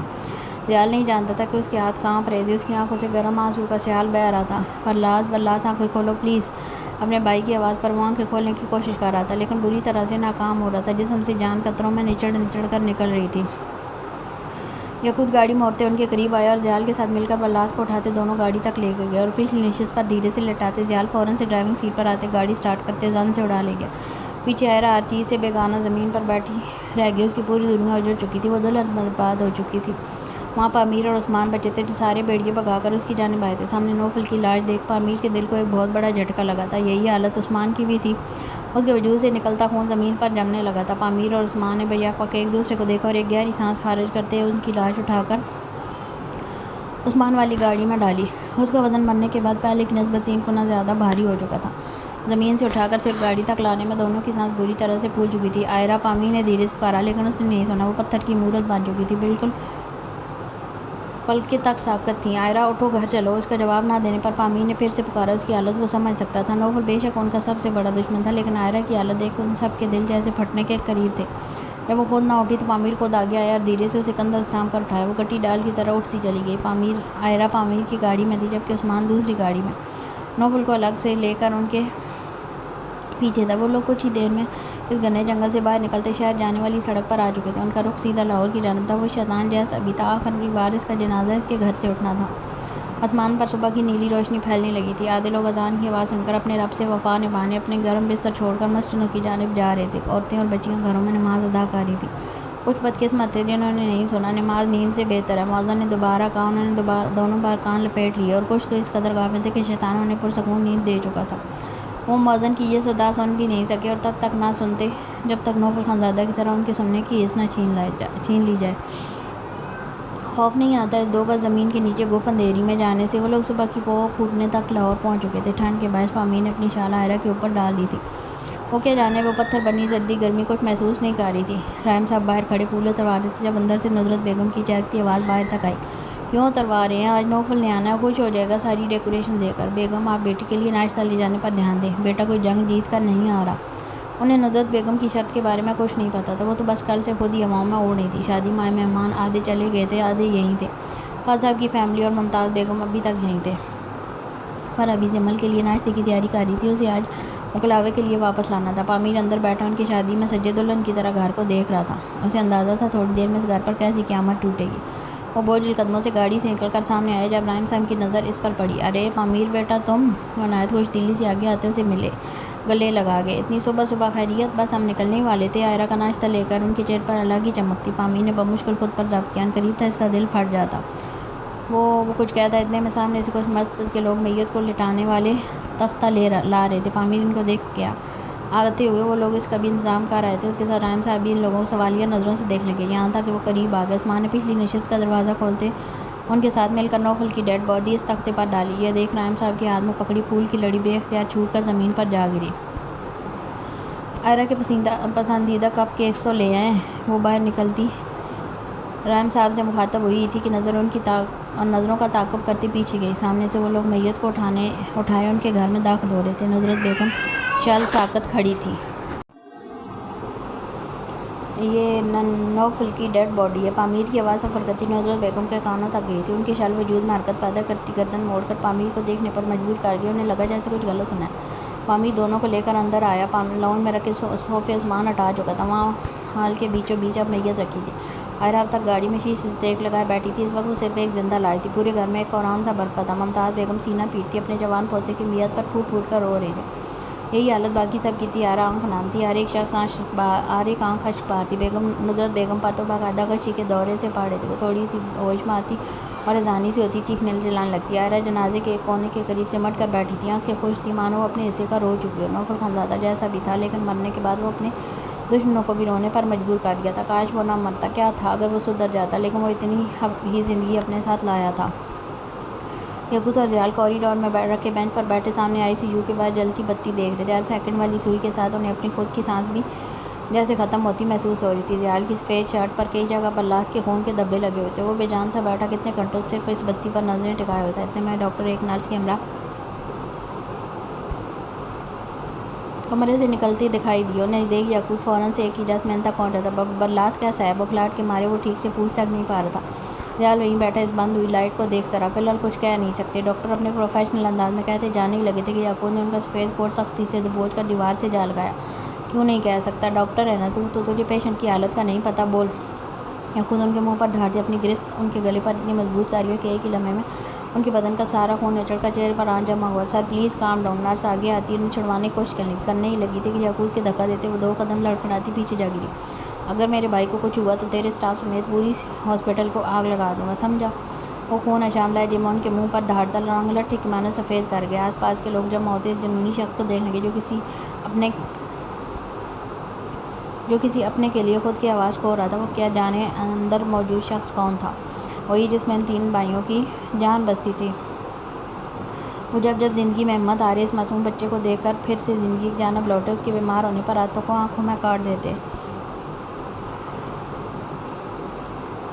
وہ کیا جانے کہ خون کا رشتہ نہ ہونے کے باوجود بھی وہ ان بھائیوں کی زندگی تھا، ان کی پہلی اولاد تھا۔ سر ہم کوشش نہیں، یقینی بنا اپنے عمل کو۔ ڈاکٹر کی بات بیچ میں کاٹتے اسے واپس سے ICU میں دھکیل دیا اور دروازہ کھلا رکھا۔ دونوں بچے کتنی دیر لیٹے خود سے کھیلتے رہے، جمل کے اٹھنے تک دونوں چسکے تک نہیں، لیکن جو ہی اس نے رخ پلٹا اپنی ماں کو ہلتے دیکھ پیٹ میں بھوک کے مروڑ اٹھنے لگے اور رونا شروع کر دیا۔ ان کی آواز جمل نے تھوڑی سی آنکھ کھول کر ان کو دیکھا۔ زامل ٹھسکتے ہوئے الٹا ہو کر ٹانگیں بیڈ پر مارتا رو رہا تھا۔ یہ دیکھ جمل نے نرمی سے ہاتھ بڑھا کر اسے اپنی جانب کھینچا اور اپنے سینے پر ہاتھ مارنے لگی۔ جب وہاں موتیوں کی سختی محسوس ہوئی، وہ اب تک کسی عروسی لباس میں ملبوس تھی۔ پل میں اسے کل کا دن یاد آیا، جسے یاد کرتے ہوئے جھٹ سے اٹھ کر بیٹھی اور یہاں دیکھنے لگی۔ یہ اسی کا کمرہ تھا، وہ اپنے بیڈ پر تھی، بچے بھی وہیں تھے، لیکن ضیال وہ کہاں تھا؟ رات تو اس کی ویڈنگ نائٹ تھی، تو کیا وہ سو کر اپنی ویڈنگ نائٹ خراب کر چکی تھی؟ سوچتے خود ہی سر پر ہاتھ مارتے جلدی سے اٹھنے ہی لگی تھی کہ دونوں بچے اپنی ماں کو اٹھتے دیکھ اور تیز رونے لگے۔ جی میرا بچہ، بس تھوڑی دیر۔ دونوں کے روئی جیسے گال جھومتے جلدی سے وارڈروب سے سادہ کپڑے نکال کر باتھ روم میں گھس گئی۔ جلدی سے وہ روسی لباس تبدیل کر کے باہر آئی اور دونوں کو باری باری اٹھا کر فیڈ کروایا۔ وہ دونوں بھی ابھی تک کل والی ڈریس میں ملبوس تھے۔ گالیں تو تنگ ہوتی اپنے ننھے ہاتھوں سے اس فراق کو نوچنے لگی۔ یہ دیکھ جمل نے دونوں کو آرام دہ سوٹ پہنا کر ان کے کھلونوں کا ڈھیر لگا دیا، ساتھ ایک ٹیڈی بیئر دونوں کے ہاتھ میں پکڑا دیا، لیکن وہ دونوں پھر بھی رونے سے باز نہیں آئے۔ دراصل یہ وقت ان کی آؤٹنگ کا تھا اپنے برلاس چاچو کے ساتھ، جو انہیں روز صبح اپنے ساتھ گاڑی میں گھمانے لے جاتا۔ اب تک ان کی یہ عادت پکی ہو چکی تھی۔ اس برلاس کے بچے کو میں پوچھوں کہ خود چلا گیا گھومنے اور میرے پیارے پیارے سے بچوں کو چھوڑ گیا نا، میرا پیارا بیٹا، میرا سونا شاہ بیٹا۔ وہ روتے ہوئے زامل کے موٹے موٹے گال سہلاتی سے باتیں کرنے لگی۔ وہ بھی جیسے ساری باتیں سمجھ رہا تھا، ساتھ ہی مم کرنے لگا۔ لیکن آج چاچو بیزی ہیں، ان کی وائف آ گئی، اب آپ دونوں بابا کے ساتھ آؤٹنگ کروا کے آؤ۔ میں بابا کو بلا کر لاؤں؟ رونا نہیں، ورنہ پٹائی ہوگی دونوں کی۔ وہ دونوں کو چوم کر تنبیہ کرتی کمرے سے باہر نکل آئی۔ سامنے راؤنڈ میں صرف میڈ کام کر رہی تھی۔ اسے حیرت ہوئی، گھر کا کوئی فرد نہیں تھا۔ ایمن باقی سب کہاں ہیں؟ آگے آتے میڈ سے پوچھا۔ بی بی سائیں آج سب کے میکے گئے ہیں، وہ مؤدب انداز میں جواب دیتی پھر سے ہاتھ میں پکڑے کپڑے سے شیشے کی ٹیبل چمکانے لگی۔ میرے میکے؟ لیکن کیوں؟ وہ اسے حیرت ہوئی تھی۔ وہ وہاں فوت کی ہوئی ہے نا، چھوٹی بی بی سائیں کے بھائی فوت ہو گئے ہیں۔ اسی بات پر جمل کا دل ایک دم دہل کر رہ گیا۔ اس نے بے اختیار سے ہاتھ رکھا، صبح تھاما، اسے لگا جیسے آس پاس آکسیجن ختم ہو گیا۔ ایک دم گھٹن کا احساس ہونے لگا تھا۔ میر بخش سے کہو گاڑی نکالے، حکم دیتے وہ مڑنے کی لگی تھی جب میڈ کی آواز پر اس کے قدم وہیں زنجیر ہوئے۔ وہ بی بی سائیں میر بخش کی بھی؟ وہ بولتے بولتے ایک دم چپ ہوئی۔ جب جمل نے مڑ کر اسے دیکھا، کیا میر بخش؟ وہ میر بخش کبھی کل انتقال ہو گیا، صبح ہی اسے سب دفنا کر آئے ہیں۔ صبح اس پر حیرتوں کے پہاڑ ٹوٹ پڑے تھے۔ نوفل کا مرنا ٹھیک تھا، اسے وہ پہلے سے مرا ہوا قبول کر چکی تھی، لیکن میر بخش؟ وہ تو ان کے گھر کا فرد تھا۔ وہ ایک رات کو اتنی غافل نیند سوئی کہ اتنا کچھ ہو گیا اور اسے پتہ تک نہیں۔ جمل کے قدم بے اختیار لڑکھڑائے تھے۔ میں سدیش کو کہتی ہوں۔ وہ میڈ باہر کی جانب دوڑ لگا گئی۔ جمل صوفے کی مضبوطی سے تھامے خود کو گرنے سے بمشکل روکے ہوئی تھی۔ کتنی دیر وہ یوں ہی کھڑی رہی، آنکھوں سے بے آواز آنسو بہنے لگے۔ یہ کیا ہو گیا؟ وہ تو خوش تھے سب، پھر اچانک یہ سب کیسے؟ وہ بچوں کو لیے ڈرائیور اور گارڈز کے ہمراہ لاہور کے لیے نکل چکی تھی۔ اسے پہنچتے پہنچتے اچھا خاصا دن نکل آیا تھا۔ بچے راستے میں ہی سو چکے تھے۔ گھر کے باہر پہنچتے اندر سے آتی چیخ و پکار پر اس کی روح تک کانپ اٹھی تھی۔ وہ پھر بھی ہمت کرتی زالے کو گود میں لیے گاڑی سے نیچے اتری۔ ایک گارڈ زامل کو اٹھائے اور باقی گارڈز ہاتھوں میں بندوق لیے اس کے پیچھے پیچھے اندر داخل ہوئے تھے۔ سامنے ایک گہما گہمی سی مچ چکی تھی۔ یہ منظر جمل کا دل ہلا کر رکھ گیا تھا۔ اسے لگا اس کا ایک ایک قدم جیسے منو بھاری ہو رہا تھا۔ ابھی مشی اور کومل کی نظر جمل پر پڑی، دونوں ایک ہی جس میں اس کے پاس ہیں۔ جمل تم کیوں آ گئی؟ وہ بچوں کو دیکھ فکر مندی سے بولی، لیکن اس نے کوئی جواب نہیں دیا۔ نظریں نوفل کے چہرے پر تھیں۔ اس کا اوپر والا ہونٹ سوکھ کر سکڑ چکا تھا، جس کی وجہ سے اوپر والے دانت پورے صاف ظاہر ہو رہے تھے۔ اسے دیکھ پہلی جھلک میں وہ لاش فرعون کی لاش لگی تھی۔ جمل کو بے اختیار اس سے خوف محسوس ہوا۔ ندرت بیگم بے ہوشی سے اٹھتی، ایک بار پھر اس کا بے جان وجود چیخ چیخ کر اسے اٹھانے کی کوشش کر رہی تھی۔ جمل کی نظر عائرہ پر پڑی، جو اپنے بھائی کے سرانے زمین پر گم خمسی سی عروسی لباس میں ملبوس تھی۔ اسے دیکھ جمل کا دل پھٹنے کے قریب تھا۔ وہ ضالع کو میشی کے ہاتھ میں تھماتی اس کے قریب جانے لگی جب کومل نے اس کا بازو تھام لیا۔ نہیں تم نہ جاؤ، یہ وقت نہیں ہے، وہ تمہیں غلط سمجھے گی، وہ بڑی بہن کو طرح سمجھاتی فکر مندی سے بولی۔ سمجھنے دے، وہ بہن ہے میری، کہتے وہ نرمی سے اپنا بازو چھڑواتی آئرہ کے پاس جا کر بیٹھی۔ جب اس کے بیٹھتے ہی آئرہ کی پتھریلی نگاہیں اس کی جانب اٹھی۔ آئرہ آپ پیو، اس کے لہجے میں آج بھی وہی معصومیت تھی۔ آئرہ ٹکٹکی باندھے اسے دیکھنے لگی، خشک آنکھیں ایک بار پھر تار ہونے لگی تھی۔ وہ جیسے ہی ملے گی میں اس سے نکاح کر لوں گا، نوفل کے الفاظ اس کی سماعتوں میں گونجنے لگے تھے۔ وہ بدکردار نہیں ہے، لفظوں کی باز گشت ہونے لگی، وہ میری بچپن کی محبت ہے، میں اسے نہیں چھوڑ سکتا۔ آئرہ کا دل بھاری ہونے لگا تھا، منہ سے بے ساختہ ایک سسکی برآمد ہوئی۔ شیل ساکت سی بیٹھی اسے بس دیکھے گی جب ندرت بیگم کی نظر جمل پر پڑی۔ پورے وجود میں جیسے آگ کی چنگاریاں سی بھڑکتی چلی گئیں۔ وہ ایک ہی جست میں اٹھی اور اس کے قریب آتی بازو سے دبوچ کر اٹھاتی کھڑی کر گئی۔ آئرہ کی نظریں وہیں ٹکی رہیں جہاں جمل بیٹھی تھی۔ کھا گئی نا میرے بیٹے کو، وہ اذانی سی ہوتی جمل کے منہ پر دھاڑتی ایک زوردار تھپڑ اس کے خوبصورت گال پر رسید کر گئی۔ آئرہ پھر بھی نہیں ہلی۔ میشی اور کومل یہ دیکھ دوڑ کر اس کے پاس آئیں۔ یہ کیا کر رہی ہیں آپ، پاگل ہو گئی ہیں؟ نہ چاہتے ہوئے بھی کومل کی آواز بلند ہوئی تھی۔ میشی نے جمل کو کندھوں سے تھام کر خود سے لگا لیا۔ یہ منحوس ہے، پیدا ہوتے اپنی ماں کو کھا گیا اور اب میرے بیٹے کو کھا گیا، میں جان لے لوں گی اس کی۔ وہ غضبناک لہجے میں غلاتی جمل کی جانب لپک کر اس کا گلا دونوں ہاتھوں میں دبوچ گئی۔ کیا پاگل پن ہے، چھوڑیں اسے۔ کومل اور میشی ان کو پیچھے کرنے کی کوشش کر ہی رہی تھی جب ندرت بیگم نے کومل کے کندھے کو دور دھکیل لیا۔ اس کے قدم لڑکھڑائے، وہ منہ کے بل زمین پر گرنے ہی لگی تھی جب باہر سے آتے پامیر نے دوڑ کر اسے گرنے سے بچایا۔ کومل تم ٹھیک ہو؟ وہ اور عثمان باہر جنازے کا سارا اہتمام کر کے اندر آئے تھے۔ کومل نے سارے اسبات ملاتے مڑ کر جمل کو دیکھا۔ گارڈز آگے آ کر انہیں جمل سے پیچھے کرتے بیچ میں آ چکے تھے۔ وہ ان کی اوٹ میں تھی۔ اس گہما گہمی میں بچے بھی اٹھ کر رونے لگے تھے۔ پامیر غصے سے سرخ ہوتے ندرت بیگم کی جانب مڑا۔ ابھی صرف ایک لاش اٹھے گی، اگر ذرا بھی آواز نکالی تو اس گھر کے ہر فرد کی لاش اٹھ جائے گی، سمجھی آپ؟ ان کے منہ پر خون اشام لہجے میں غلاتے پامیر ان کا خون تک خشک کر گیا تھا۔ ضیال کی نظریں سامنے بیہوش پڑے برلاس پر تھی جس کے منہ پر آکسیجن ماسک لگا ہوا تھا، سینہ چاک تھا۔ ڈاکٹرز اس کے اوپر جھکے، وہ گولی نکالنے کی کوشش کر رہے تھے جو خاصی اندر تک جا چکی تھی۔ مجھے ڈر لگتا ہے بھائی، میں محبت کے امتحان نہیں دے سکتا، میں بہت کمزور ہوں۔ اس کے الفاظوں کی باز گشت ضیال کے سماعتوں میں ہوئی تھی۔ قسمت نے سب سے کڑا امتحان اسی کی قسمت میں لکھ دیا تھا۔ ایک گرم آنسو گولا پلکوں پر اٹک کر خاموش سے گود میں پڑے ہاتھوں پر گر گیا تھا۔ ایک بار اٹھ جاؤ، تمہاری قسمت میں خود لکھوں گا، صرف ایک بار اٹھ جاؤ۔ اس کے لہجے میں کپکپاہٹ تھی،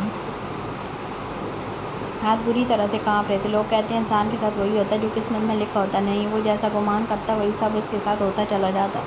اگر ایسا ہوتا تو خدا کبھی دعاؤں کا اختیار نہ دیتا، دعائیں پہاڑوں تک کو ہلا دیتی ہیں، وہ فرش سے سیدھی عرش تک جاتی ہیں، لیکن صرف دعائیں نہیں، کوشش کا بھی اتنا ہی کردار ادا ہوتا ہے۔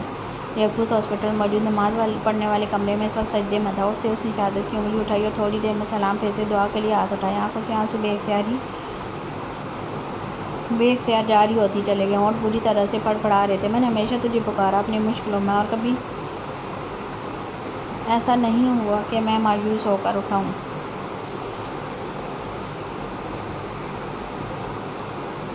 اے اللہ، میں آج بھی مانگنے آیا ہوں، اور تو وہ ذات ہے جس کے آگے پھیلا ہوا ہاتھ خالی جائے تو تجھے حیا آتی ہے، تیری رحمت گوارا نہیں کرتی۔ اے اللہ کہ تو کسی کو خالی ہاتھ لوٹا دے، مجھے بھی نہ لوٹا، میں اپنے بھائی کی زندگی مانگنے آیا ہوں۔ اس کے لہجے میں تڑپ خود بخود گھلتی چلی گئی۔ وہ چہرہ دونوں ہاتھوں میں چھپائے پھوٹ پھوٹ کر رو دیا۔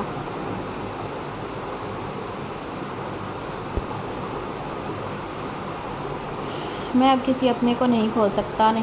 میں اللہ جی سن رہے ہیں نا، سن لے جی، اللہ جی میں نہیں کھو سکتا۔ ہچکیاں بن چکی تھی۔ کتنی دیر وہ روتا رہا جب جیب میں پڑا فون بجنے لگا۔ یقوت نے آنکھ کی پشت سے آنسو صاف کرتے موبائل نکال کر دیکھا، سامنے ہی پامیر کا نام جگمگا رہا تھا۔ اس نے کال پک کرتے فون کان سے لگایا۔ برلاس کی طبیعت کیسی ہے؟ کال اٹھاتے اس نے ایسے پوچھا جیسے ڈر رہا ہو کچھ بھی برا سننے کا۔ آپریشن چل رہا ہے، وہ جنازے کا وقت ہو گیا، اگر آپ لوگ آ جاتے تو۔ ہم آ رہے ہیں، کہتے اس نے کال کاٹ دی۔ اس شخص کو کیسے اپنے ہاتھوں سے قبر میں اتارنے سے منع کر سکتا تھا جو مر کر بھی ان بھائیوں کی زمین اجاڑ گیا تھا، اسے 4 گز نیچے وہ دفنانے والا تھا۔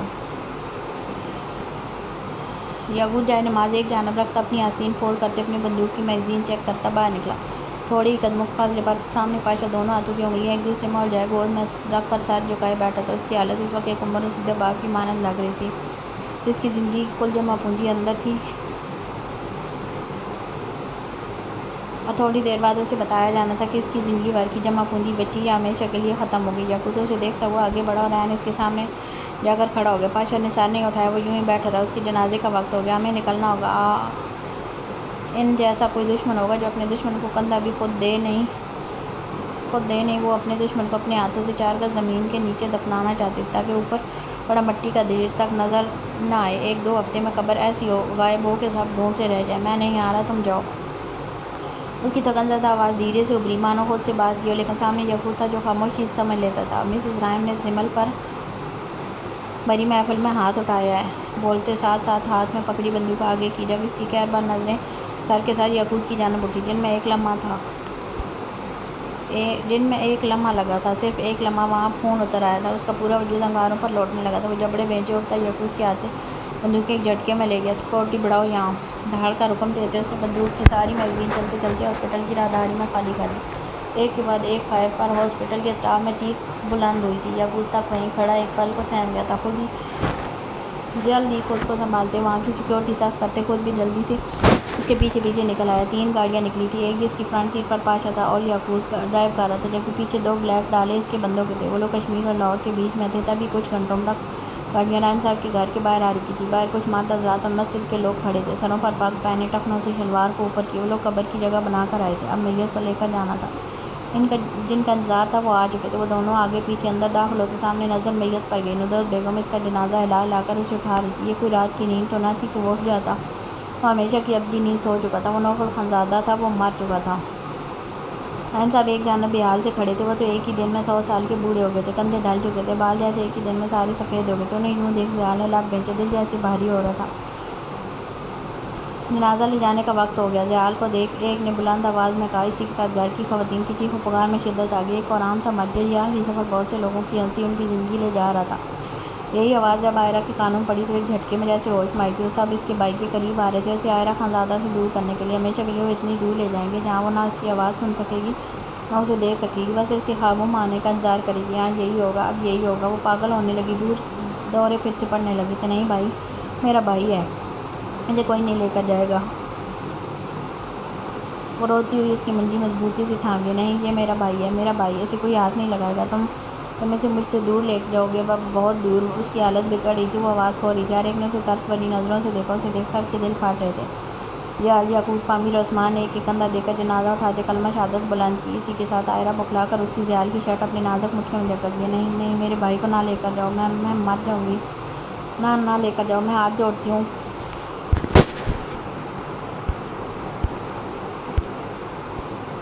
وہ زیال کے آگے ہاتھ جوڑ کر کھڑی ہوتی، پھوٹ پھوٹ کر رو دی۔ زیال نے جان بوجھ کر کلمے کی آواز بلند کی، اسے باور کروایا کہ وہ جا چکا، اسے صرف اسے اس کے ٹھکانے پر چھوڑ کر آ رہے ہیں۔ نہیں نہیں، یہ میرا بھائی ہے، مجھے چھوڑ کر نہیں جا سکتا۔ نہیں۔ زیال نے میشی کی جانب دیکھا، وہ خود اس کی حالت دیکھ رو رہی تھی۔ زیال کی بات سمجھتے آگے آ کر عائرہ کو کندھے سے تھام کر پیچھے کی جانب کھینچنے لگی، لیکن وہ منہ زور ہوتی اپنا ہاتھ چھڑا کر ان کے آگے جا کر دونوں ہاتھ پھیلائے کھڑی ہو گئی۔ فرح بھی آگے آتی اسے قابو کرنے کی، وہ ہر ایک کے ہاتھ سے پانی کی مچھلی کی طرح پھسل رہی تھی۔ نہیں، چھوڑو مجھے، میرا بھائی ہے، کہاں لے کر جا رہے ہو؟ چھوڑو۔ وہ لوگ جنازہ لے کر گھر سے نکل چکے تھے۔ نوفل خانزادہ ہمیشہ کے لیے اس گھر سے نکل چکا تھا، وہ اب رہتی دنیا تک اس گھر میں نہیں آ سکتا تھا۔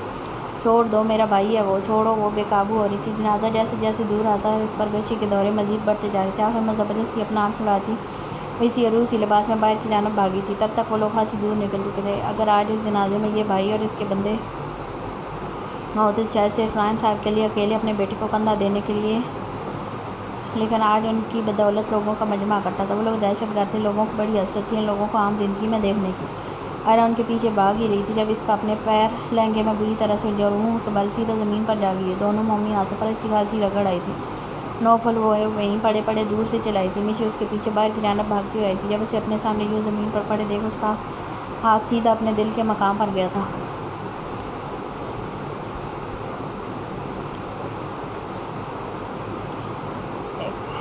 اتنا دکھ جانے والوں کا نہیں ہوتا جتنا دکھ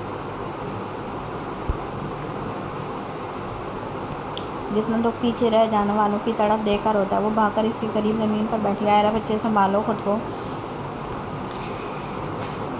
اس کی اپنی آواز بھیگ رہی تھی۔ وہ میرے بھائی کو لے گئے، آپ ان کو منع کریں نا پلیز۔ ہاں، میں ان کو منع کروں گی، چلو اندر چلو۔ اسے بہلانے کی ایک ناکام سی کوشش کی، लेकिन वो नहीं मान रही थी, वो पागल हो चुकी थी। मिशी उसे कंधों से थामे उठाने ही लगी थी कि वो वहीं मिशी के बाजू पर झूल गई। आयरा आयरा आंखें खोलो। आयरा उसका चेहरा ज़ोर ज़ोर से थपथपाने पर भी वो नहीं उठी, वो बेहोश हो चुकी थी। इस वक्त मिशी को बल्लास की शिद्दत से याद आई थी, किसी का आयरा के साथ ऐसा रिश्ता था, कोई उसे काबू कर पाता, संभाल पाता, लेकिन वो क्या जाने, वो शख्स तो खुद अपनी ज़िंदगी और मौत की जंग लड़ रहा था। मिशी यहाँ वहाँ किसी को देखने की कोई नहीं था इनकी मदद करने को। तभी मिशी उसे वहाँ छोड़कर अंदर भागती हुई गई और बादशाह उसके साथ जिम्मल थी। दोनों आयरा का एक एक बाजू अपने कंधे पर डालकर अंदर ले गई। नुसरत बेगम की भी यही हालत थी, वो कभी होश में आती, कभी बेहोश हो जाती। मिशी ने एक डॉक्टर को बुला लिया था, जिन्होंने आयरा को खून का इंजेक्शन दिया था। इस वक्त वो अपने कमरे में बेड पर लेटी गहरी नींद सो चुकी थी। रायन साहब के घर इस वक्त एक सकून सा तारी था, मानो कोई डायन फिर गई हो। औरतें एक जानब बैठी सिपारे पाड़ी थी, जबकि दूसरी जानब नुसरत बेगम अपना हाल उजाड़े बैठी थी। कुछ औरतें उन्हें तसल्ली दे रही थी, जबकि उनकी नज़र सामने फ़रह कंधे पर सर रखे बैठी जिमल पर गई। फ़रह धीरे धीरे इसका सर सहला रही थी, उसे फ़रह के साथ बैठे देख पूरे बदन पर सांप से लौट लगी। इसे सारे रिश्ते मिल रहे हैं। उजड़ तो ये गई थी जिनका जवान बेटा बुढ़ापे में अपनी माँ बाप को छोड़कर हमेशा के लिए चला गया था। जिमल को देख कर उन्हें जैसे फिर से पागलपन के दौर में पड़े थे। वो एक ही जैसे मूर्ति इसके पास आकर फिर से इसका गला दबा गए। तुम खा गई मेरे बेटे को, तुम मनूस हो, नुसरत छोड़े मेरी बेटी को। फ़रह उनके हाथ जिमल से दूर करने की कोशिश करने लगी, लेकिन इन पर तो जैसे पागलपन का दौरा पड़ चुका था। मैं इसे भी मार दूंगी, मैं इस लड़की को ख़त्म कर दूंगी। वह जानी सी कैफियत में चीखती अपनी गिरफ्त और भी मजबूत कर गई। मिशी और कोमल बच्चों को लेकर कमरे में थी। जब बाहर से आते जयाल की नज़र नुसरत पर पड़ी, उनका अमल देख उसकी मुठिया में थी। वे की जस्ट में आगे आता उनका हाथ थामते दूर धकेल गया। वो वापस आती, मगर बीच में जयाल को देख जैसे सकते में चली गई। सांस तक रुकी। वो गज़बनाक निगाहों से उन्हें देख रहा था, मानो अभी अपनी बंदूक की सारी गोलियां उनके दाढ़ में उतार देगा। हिम्मत कैसे हुई मेरी बीवी को हाथ लगाने के। वो खोना शामला जी में गुर्राते उनकी जानब बढ़ने लगा। जब इसके कदम अपनी जानब आते देख नुसरत बेसाख्ता पीछे की जानब कदम उठाती चली गई। वो बात बनाने लगी थी, जब इस हाल में भी इस शख्स का खौफ इन पर लर्जा तारी कर गया था। कहा था ना, अगर दोबारा इसकी जानब मैल नज़रों से देखा भी तो आंखें निकाल दूंगा। कहा था जैसे याद दहानी करवाई। याकूत नुसरत के करीब आते हुए एकदम धाड़ा कि वो पूरी की पूरी सहम से गई। पीछे याकूत एक बड़ा बर्तन उठाकर लाया, जिसमें से इस वक्त भाप और इत्यार कोई उसे देख रहा था। असल नुसरत बेगम की आंखें इस बर्तन के अंदर गर्म खोलता वो पानी देकर फटी थी। वो सर इख्तियार नफ़ी में हिलाने लगी। नहीं, वो अजानी से होती चलाने लगी। आवाज़ जैसे धीरे धीरे गुम हो रही थी। फिर देखते ही देखते इनकी एक दिल खराश चीख बुलंद हुई, जब इनका हाथ पाशा बे ने सख्ती से दबोचते इसको खोलते हुए गर्म पानी में डाल दिया। हर कोई आंखें फाड़े इस बेरहम शख्स को देख रहा था, जो कान लपेटे किस कदर सफाकपन का मुजाहरा कर रहा था। ये देख जिमल तड़प कर एक ही जस्त में आ गई। अभी क्या कर रहे हैं, छोड़े इन्हें। उस ध्याल के हाथ से नुसरत बेगम का हाथ छुड़वाने की भरपूर सही करने लगी थी, लेकिन उसके अंदर का बीज जैसे जाग चुका था, और जब वो जाग जाए तो अपनी आग वो लोगों को तकलीफ देकर ही बुझाता था। अभी मैं कह रही हूँ छोड़े। अब ये बार वो अपनी पूरी कुव्वत से चलाई थी। जब ध्याल ने नजरें नुसरत के चेहरे पर गाड़े, एक झटके में उनका हाथ छोड़ा। इतनी सी देर में उनका हाथ सुर्ख हो चुका था। अब वहाँ बड़े बड़े से छाले बनना शुरू हो चुके थे। वो दर्द से बुलबुलाती हुई अपना हाथ देखती फूट फूट कर रो दी। ये क्या किया आपने, होश में है आप? जिमल उनका हाथ देकर सीधा ज़याल पर चढ़ाई कर गई। ये देख ज़याल उसका बाजू थामे एक झटके में खुद के करीब कर गया। सबके सामने उसके इस अमल पर जिमल सांस रोकी। दोबारा इन जैसे लोगों की तरफदारी की तो मुझसे बुरा कोई नहीं होगा। उसके अंदर आग के शोले से भड़कने लगे थे। उसकी वजह से उसे नुसरत की को इतने कम में बख्शना पड़ा, वरना आज वो इसके हाथ की ऐसी हालत करता कि वो जब अपना हाथ देखती तब उसे वो 20 याद आता। याद तो अब भी आएगा जब इन छालों के निशान बाकी रहेंगे। अभी सब देख रहे हैं। वो इसकी बात नज़रअंदाज करती धीमी अंदाज में खौफ से कांपती हुई सरगोशी कर लेंगी। ज़याल उसका बाजू एक झटके में छोड़ गया, और आप वो नुसरत की जानब मुड़ा ही था कि वो इसकी आवाज़ पर एकदम खौफज़दा सी होती पीछे दीवार से जा लगी। ये हाथ आज मेरी बीवी पर उठा, अगर यही हाथ बचपन में अपने बेटे पर उठ जाता तो आज वो ज़िंदा होता, यूँ बेमौत ना मारा जाता। उसकी बात पर नुसरत की आंखों से गर्म स्याल बहने लगा। जब पहली बार उसने बिना इजाज़त अपने बाप की गाड़ी दोस्तों कहने पर निकाली थी, वही आवारा दोस्त जो खुद तो भाग गए और अपना आपका बेटा पुलिस थाने पहुंच गया, तब भी आपने उसे रायम साहब के गैसों का से बचा लिया। दूसरी बार इन्हीं हमारा दोस्तों कहने पर उसने अपने घर की औरत के साथ गलत हरकत की, उस सब के बीच अपनी आवाज़ का निशाना बनाया। आपने गौर नहीं किया, वो यही हरकत आपके सामने घर के अंदर कर गया। आपने तब भी उसे जस्टिफाई किया, ना कि उसे थप्पड़ मारा। हालांकि आपकी बेटी अपने भाई की वो हरकत करते देख चुकी थी, फिर भी उसकी नज़रों में आपने इस बच्ची को गलत बना दिया। उसके दिल में इस मासूम बच्चे के लिए इतनी नफरत डाल दी कि वो सबके सामने पिटती रही, मार खाती रही, मगर आपकी बेटी खामोश रही। अगर बोलती तो उसकी जान से अजीज़ भाई को इससे दूर भेज देंगी, है ना। हर एक दम सादे उसे सुनने लगा। जिमल आंखें फाड़े शख्स को देख रही थी। अब वो सब खुश हो रही थी, क्योंकि आपके सामने वो बच्ची नहीं पिट रही थी, बल्कि वो औरत पिट रही थी जिसे आपके नामदार शौहर एक दौर में पसंद करते थे। जिमल की शक्ल मिलती थी ना अपनी माँ से। ये हुआ था धमाका सबके सिरों पर। नुसरत को लगा जैसे किसी ने उनके वजूद पर खौलता हुआ तेल डाल दिया। ये बात उसे कैसे पता थी? क्या वो शख्स इंसान था? क्या उसके पास मौक्कल थे जो इसे अंदर की राज की बातें बताते थे? ये बात तो उनके अलावा और कोई नहीं जानता था। जिमल तो यूँ थी गोया पत्थर की मूरत, लेकिन किस्मत का खेल कि उनकी किस्मत में आप आईं और वही औरत आपकी देवरानी बन गई। یہ بات آپ کے اندر اس قدر شعلے بھڑکا گئی کہ ان کی ڈلیوری کے دن آپ نے ان کی جان لے لی۔ جمل جو سانس روکے شرل ساکت سی کھڑی تھی، قدم بے اختیار لڑکھڑا گئے۔ وہ گرنے لگی تھی جب پیچھے سے فرح نے اسے کندھوں سے تھام لیا۔ ہر ایک جیسے سکتے کے عالم میں چلا گیا۔ سب پر حیرتوں کے پہاڑ ٹوٹ پڑے۔ ندرت بیگم تو یوں تھی جیسے کسی نے انہیں بھری محفل میں بے لباس کر دیا ہو۔ ان کو مار کر یہ بچی آپ کی نظروں میں کھٹکنے لگی اور اس قدر کھٹکی کہ آپ کے بیٹے نے اس کے ساتھ غلط کیا تو بجائے اپنے بیٹے کو سمجھانے کے آپ نے اس کا کردار گندا کر لیا۔ آپ اپنے اندر پلتی آگ کی لپیٹ میں اس قدر آ چکی تھی کہ آپ کو اس وقت صحیح غلط کا بھی اندازہ نہیں ہوا۔ یہ اندازہ نہیں ہوا کہ یہ سب کر کے آپ کا کیا نقصان ہو رہا ہے۔ اس کی آواز قدرے بلند تھی۔ پیچھے سے آتے رحیم صاحب اور فہد بھی اس کی باتیں سن چکے تھے۔ وہ دونوں جو پہلے گزری قیامت کے زیر اثر تھے، دوسری بھی ان پر آن ٹوٹ پڑی تھی۔ دیکھ لیا کسی سے حسد کرنے کا نتیجہ۔ آج آپ اپنا جوان بیٹا کھو چکی ہیں ہمیشہ کے لیے۔ بس یہی تھی ان کی وہ بے جان سی ہوتی زندگی، یہی تھی ان کی وہ بے جان سی ہوتی زمین پر ڈھہ سی گئیں۔ اب شاید وہ کبھی نہیں اٹھ سکیں گی۔ زیال اپنے تھائی سے پینٹ اوپر کھینچتا وہیں ان کے قریب بیٹھ گیا۔ اتنا ہی نہیں، آج بھی آپ کو اس لڑکی کی ضد میں اپنا وہ بیٹا غلط نہیں لگا جس نے اتنے معصوم لوگوں کی جان لی، میرے بھائی جیسے وفادار بندے کی جان لی۔ میر بخش کا چہرہ نظروں کے سامنے لہرا گیا۔ دل جیسے کسی نے مٹھی میں لے کر بھیج دیا تھا۔ آج بھی آپ اسے آزاد کروانا چاہتی تاکہ وہ پھر سے جمل فہد کی زندگی تباہ کر دے، کیونکہ اس کی تباہی دیکھ کر آپ کو سکون ملتا ہے۔ اس سکون کی بھیٹ آپ اپنی بیٹی تک کو چڑھا گئے جس کے شوہر نے اس کے بھائی کو قتل کر دیا۔ وہ بھول سکتی ہے اس بات کو؟ وہ ندرت کی آنکھوں میں آنکھیں ڈالے قطرہ بقطرہ اس کی جان نچوڑ رہا تھا۔ وہ سانس روک کے یک ٹک اسے دیکھے گئی۔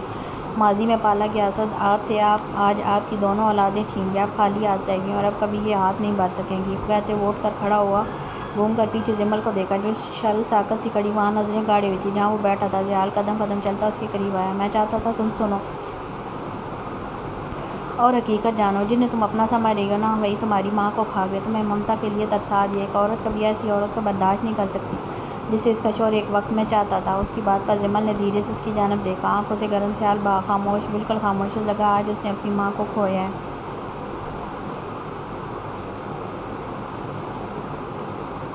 ان کا حسد جمل فہد کی زندگی کے 17 سال کھا گئے۔ اس لیے اسلام نے حسد کرنے سے منع کیا۔ اس سے سامنے والے کا نہیں آپ کا اپنا بھی نقصان ہوتا ہے۔ وہ رو دی،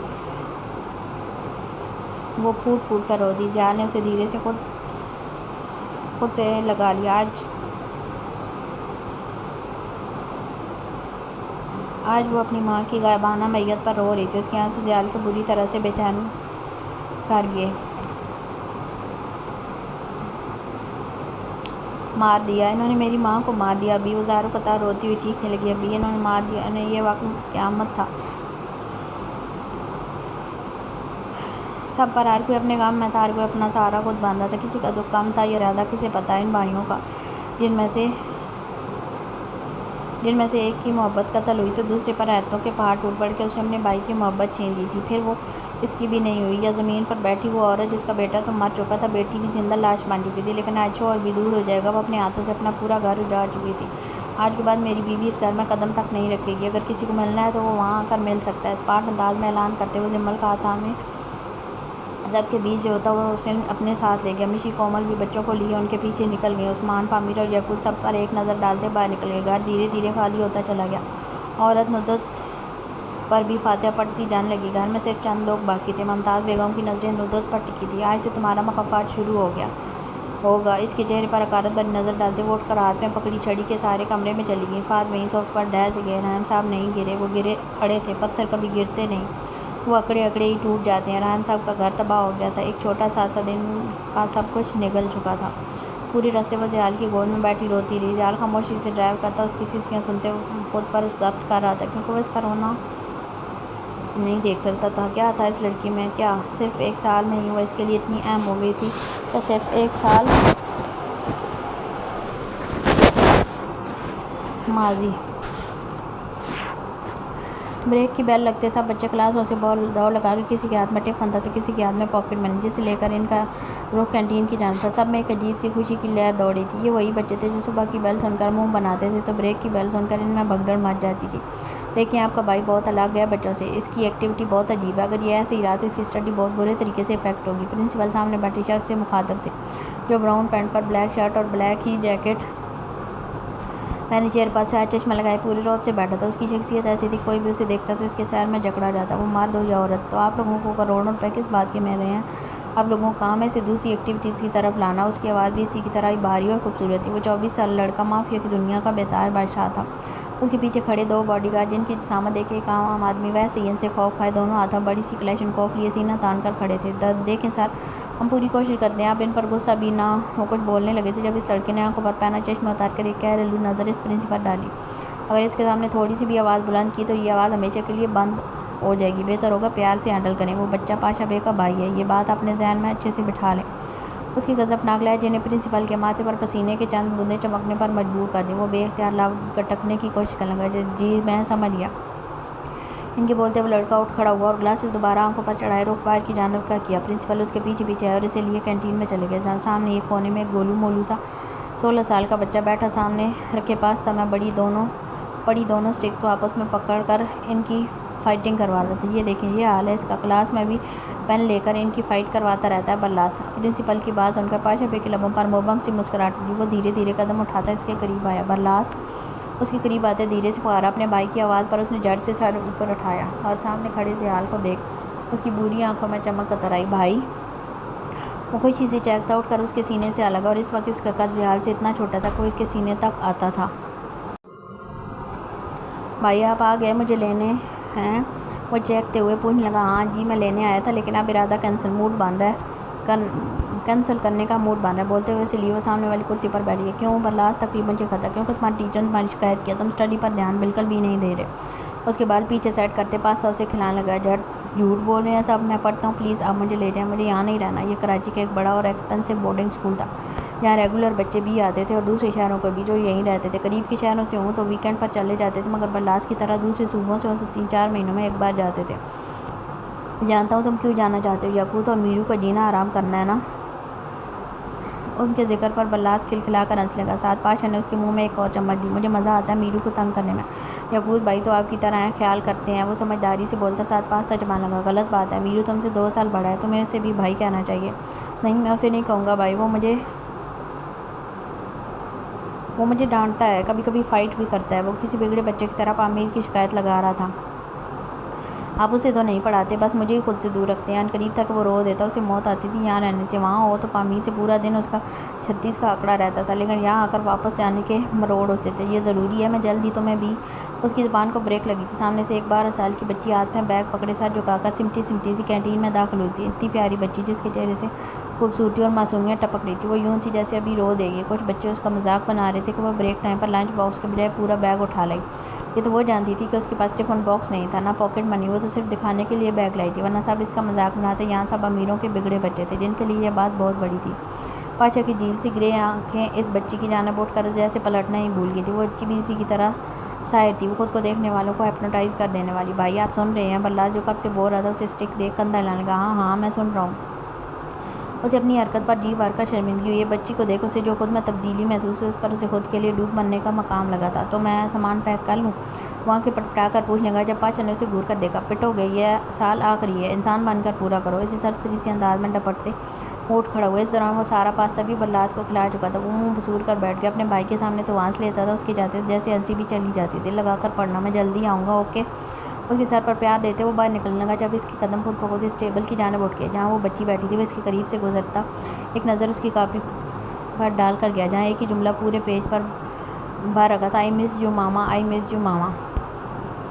وہ گھر آنے تک روتی روتی سو چکی تھی۔ ذیال گاڑی کار پورچ میں کھڑی کرتے دروازہ دھیرے سے کھول کر باہر نکلا اور جمل کو اسی طرح باہوں میں اٹھائے اندر کی جانب لے آیا۔ لاؤنج پورا خالی تھا اس وقت۔ بخش لاؤنج کے ہیٹر آن کر دیتا تھا، پردے گراتا تھا۔ خالی لاؤنج دیکھ ذیال کا دل ایک بار پھر مٹھی میں آیا تھا۔ یہ حقیقت تھی، جانے والے اپنے ساتھ زندہ لوگوں کو بہت کچھ لے جاتے ہیں جن میں سب سے پہلے ان کی مسکراہٹ آتی ہے۔ ذیال ایک گہری سانس لیتے کمرے کی جانب بڑھ گیا اور جا کر جمل کو دھیرے سے بیڈ پر لٹاتے کمفرٹر اس کے اوپر ٹھیک کرنے لگا۔ جب اس نے بے ساختہ ایک سنسنی لی، بالکل بچوں کی طرح، یہ دیکھ ذیال ایک لمحہ رکا اور اس کے چہرے کو بغور دیکھنے لگا جس پر کچھ بال آگے آتے اس کی نیند میں خلل پیدا کر رہے تھے۔ وہ وہیں بیٹھے دھیرے سے انگلی کی پور سے ان بالوں کو پیچھے کرنے لگا۔ وہ بلا کے خوبصورت ہے، اسے کسی کا بھی حسد کرنا ایک عام سی بات لگتی تھی، لیکن اب ذیال خانہ فندی اس لڑکی کو کسی کے حسد کی بھینٹ نہیں چڑھنے دے سکتا تھا۔ وہ اس لڑکی کے لیے پوری دنیا تباہ کر سکتا تھا۔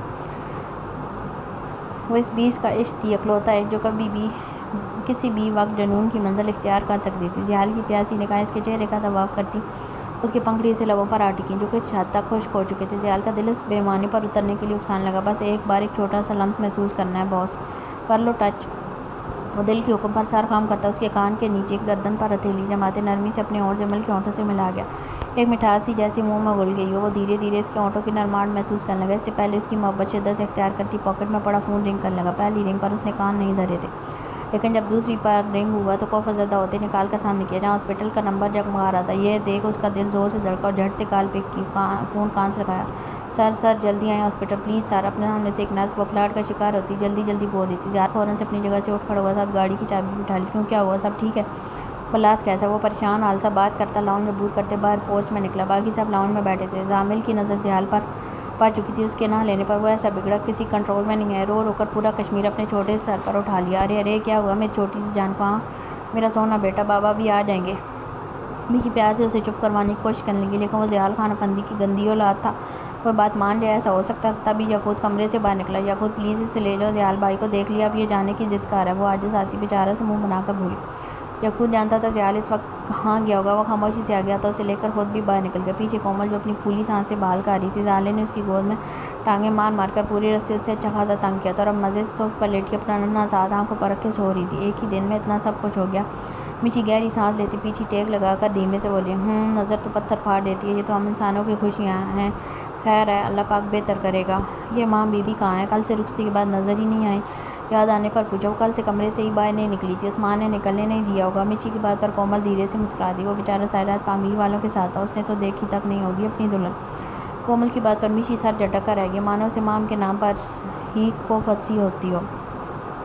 وہ گاڑی پارک ایریا میں کھڑی کرتے اندھا دھند اندر کی جانب بھاگا تھا۔ بیچ میں کون اس سے ٹکرایا یا وہ کس سے ٹکرایا کچھ پتہ نہیں، اسے صرف بلاس کی فکر تھی۔ کوریڈور میں بھاگتے اس روم کی آیا جہاں پر لاس ایڈمٹ تھا۔ وہاں اس وقت عجیب سی گہما گہمی دیکھ زیال کا دل ایک دم بیٹھا، ایک قدم جیسے منو بھاری ہونے لگا تھا۔ وہ کچھ بہت برا ہونا تھا۔ اس کا دل تیزی سے دھک دھک کرنے لگا تھا۔ ابھی اندر سے ایک نرس بھاگتی ہوئی زیال سے اٹک رہی، سر آپ آگے پلیز جلدی اندر آئیں۔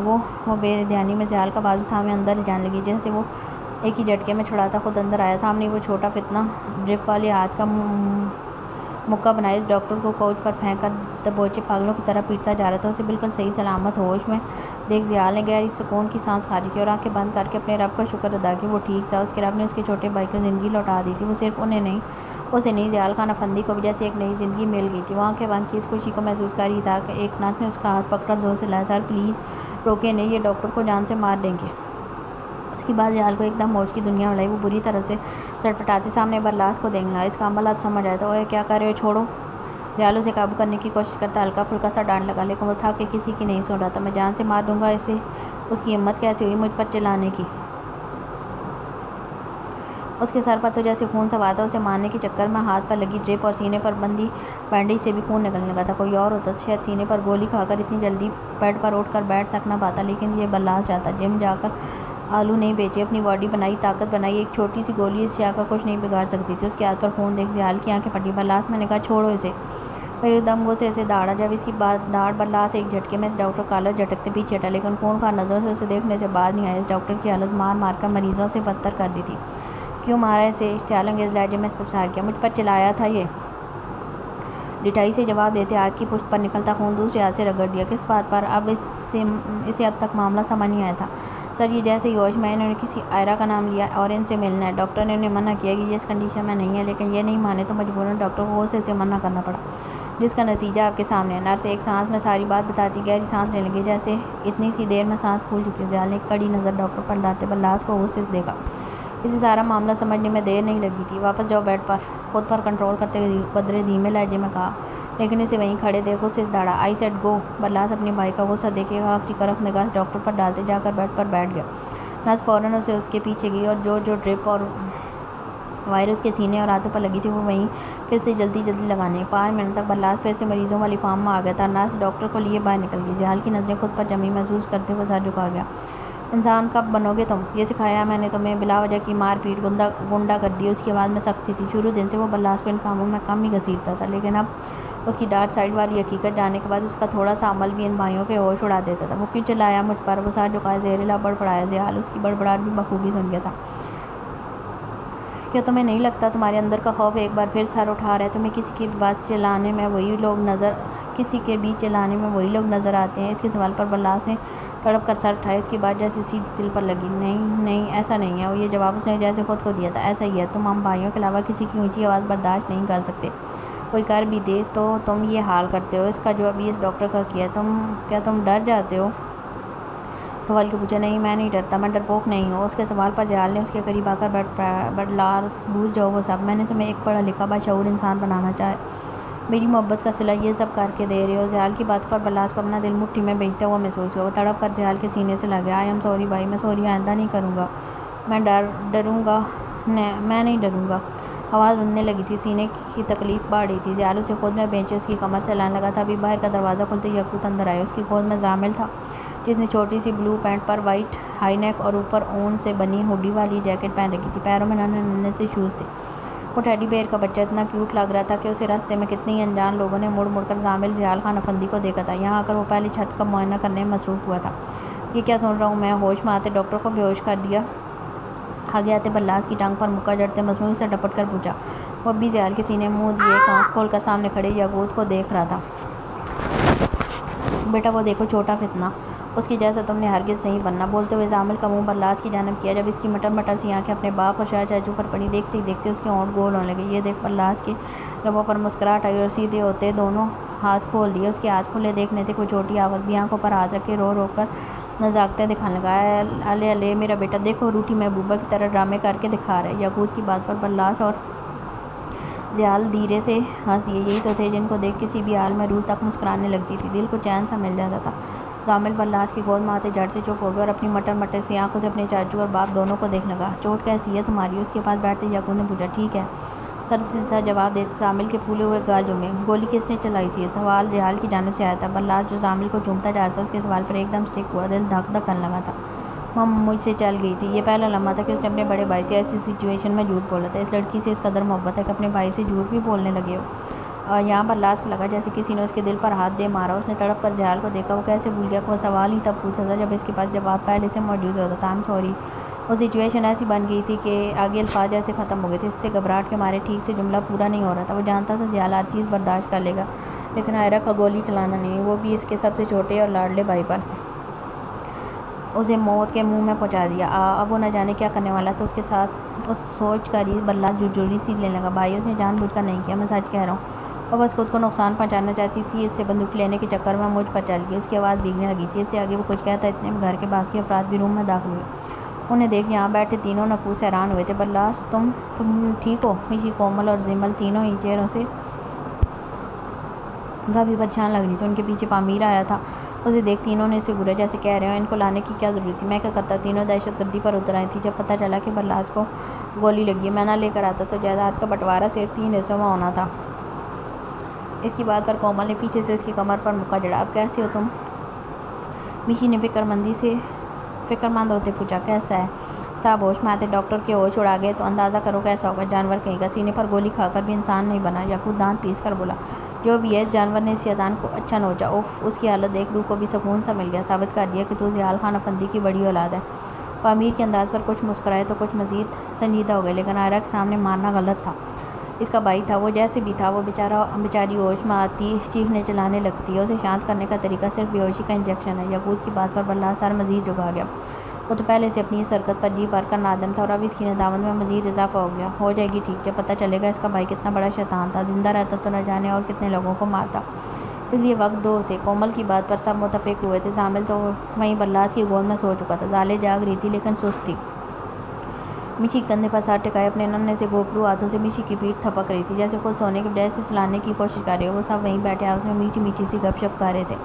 اس دوران پامیر سب کے لیے چائے لے آیا، صرف زیال کو چھوڑ کر جو بس پامیر بخش کے ہاتھ کی چائے پیتا تھا۔ بلاس سب کو اپنے قریب دیکھ آدھے سے زیادہ ٹھیک ہو چکا تھا۔ صبح زیال اور یاقوت کے نکلتے وقت ڈاکٹرز اس کا آپریشن کر رہے تھے۔ سینے کی گولی نکالنے کچھ گھنٹوں بعد تک وہ بے ہوش ہی رہا۔ 5 گھنٹوں کے بعد ہوش میں آتے پہلا خیال آئرہ کا تھا۔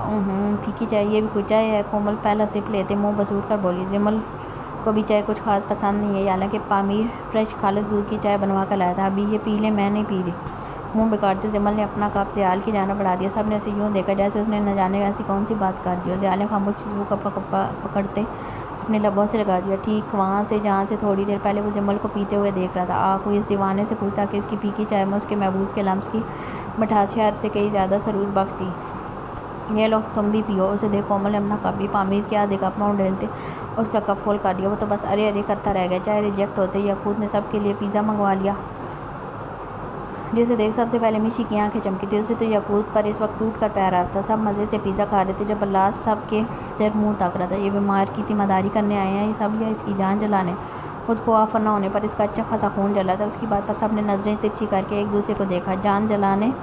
ڈٹائی سے جواب دیتے پامیر نے اس کے سامنے پیزا سلائس کرتے دانتوں سے کترا۔ یہ دیکھ بلاس کے چہروں خون جل کر رہ گیا۔ اس نے بیچاری نظروں سے اپنے ساتھ بیٹھے ضیال کو دیکھا، آنکھیں پٹپٹائیں۔ بیٹا کچھ دن کھچڑی پر گزارا کرنا، آگے بھی اس کا باپ تھا، مزید خون جلانے میں مہارت حاصل تھی۔ اسے بلاس کا دل کیا وہ زامل کی طرح دھاڑے مار کر رو دے۔ زالے تو میشی کی گود میں اس کے ہاتھ پر نظریں ٹکائے ہوئے تھی۔ وہ جیسے ہی منہ میں لے کر جاتی زالے کی بٹن سی آنکھیں اس کے ساتھ اس کے منہ کی جانب جاتی۔ اس کا چلتا وہ منہ دیکھ وہ بھی زبان ہونٹوں پر پھیرتی ہاتھ پیر مارنے لگی۔ جب اس کی میشی ماما نے نہیں دیکھا تو مجبوری سے رو کر اپنی جانب متوجہ کروانا پڑا۔ میرا چٹورا بیٹا آپ کو بھی کھانا ہے، یہ لو۔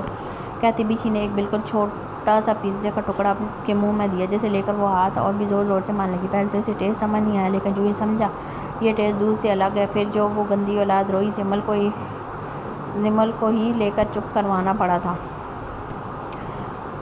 مکال سے پہنے سرولی سی لباس سے تانگ ہو چکی تھی۔ وارب سے کپڑے نکال کر شاور لیتی گیلے بالوں کو ٹاول میں لپیٹ کر وہ جیسے ہی باہر نکلی سامنے سے کمرے میں داخل ہوتے عثمان پر نظر پڑی، جس کے چہرے پر تھکاوٹ صاف عیاں ہو رہی تھی۔ اس کی سیاہ آنکھیں بھی اس کے سراپے پر پڑتی جیسے پلٹنا بھول گئی تھی۔ وہ مرون رنگ کا پیروں تک آتا قمیض اور اسی رنگ کی ٹراؤزر پہن جس پر گولڈن نگوں کا کام تھا بڑی نفاست سے کیا گیا تھا۔ وہ دھیرے سے مسکراتا درمیان کے چند قدموں کا فاصلہ عبور کرتے اس کے قریب آیا۔ تھکاوٹ سے جیسے ایک بہانہ سا بن چکی تھی۔ پہلی بار وہ اس کے قریب آ رہا تھا۔ نہ نکاح سے پہلے کبھی بات ہوئی اور نہ نکاح کے بعد اب تک کوئی بات ہوئی تھی، لیکن پھر بھی یہ نکاح کی طاقت تھی کہ مام کو دیکھ اسے خود میں تبدیلی محسوس ہوئی۔ دل عجیب سی لے پر دھڑکنے لگا تھا، آنکھوں میں اس کے لیے بے پناہ محبت چھلکنے لگی۔ وہ قدم قدم چلتا اس کے قریب آیا۔ جب اسے اپنے قریب آتے دیکھ مام سے تھوک نگلنا بھی محال ہونے لگا۔ گھر کی تنہائی اور نکاح کی طاقت دونوں کسی مقناطیس کی طرح کھینچ رہی تھی۔ وہ جو کل تک بلاس شاہ کے نام کی گردان رٹ رہی تھی اپنے اصلی محرم کی موجودگی میں دنیا بھولتی صرف ٹھیک سے سانس لینے کی کوشش کر رہی تھی۔ السلام علیکم۔ اس کی آواز بھاری اور خوبصورت تھی۔ پہلا سلام اور پہلا لمحہ اپنے محرم کو مخاطب کرنے کا عثمان کو لگا وہ خود پر ضبط کھو رہا ہے۔ ایک تو دشت نے جہاں آئی بھی پہلی بار گیلے بال لے کر تھی، جس کی 2 لٹیں آگے چہرے پر نکلتی چپکی ہوئی تھیں۔ وعلیکم السلام دھیرے سے اکھلاتے جواب دیا۔ پلکوں کی جھالر جھکی ہوئی تھی، عجیب سی گھبراہٹ ہو رہی تھی۔ کیسے ہیں آپ؟ اسے جب کوئی اور بات نہ سوچی تو یہی پوچھ لیا۔ اس سے پہلے وہ جواب دیتی عثمان کی پیاسی نگاہیں اس کے نازک سراپے کا طواف کرتی کلائیوں پر آ رکی جہاں چوڑیوں کی چبھن کے نشان پوری آب و تاب سے چمک رہے تھے۔ یہ کیا کر لیا آپ نے؟ وہ بے دھیانی میں اس کا ہاتھ تھامے فکر مند ہوتے دیکھنے لگا۔ یہ پہلا لمحہ تھا اس کا جسے محسوس کرتے مام کا دل زور سے دھڑکنے لگا تھا۔ کیسے لگا یہ چوٹ؟ ادھر بیٹھے ہیں۔ اسے ڈریسنگ ٹیبل کے آگے رکھی کرسی پر بٹھاتے خود کا فرسٹ ایڈ باکس لے کے آتے اس کے سامنے دو زانو ہو کر بیٹھا اور کاٹن پر ڈیٹول لگاتے اس کے زخم خشک کرنے لگا جو پانی لگنے کے پاس بگڑ رہے تھے۔ وہ میں چوڑیاں نکال رہی تھی تو دھیان سے کرنا تھا نا، یہ تو بہت زیادہ لگ گیا۔ دیکھیں یہ ہلکا سا ڈپٹتے ساتھ ساتھ مرہم لگا گیا۔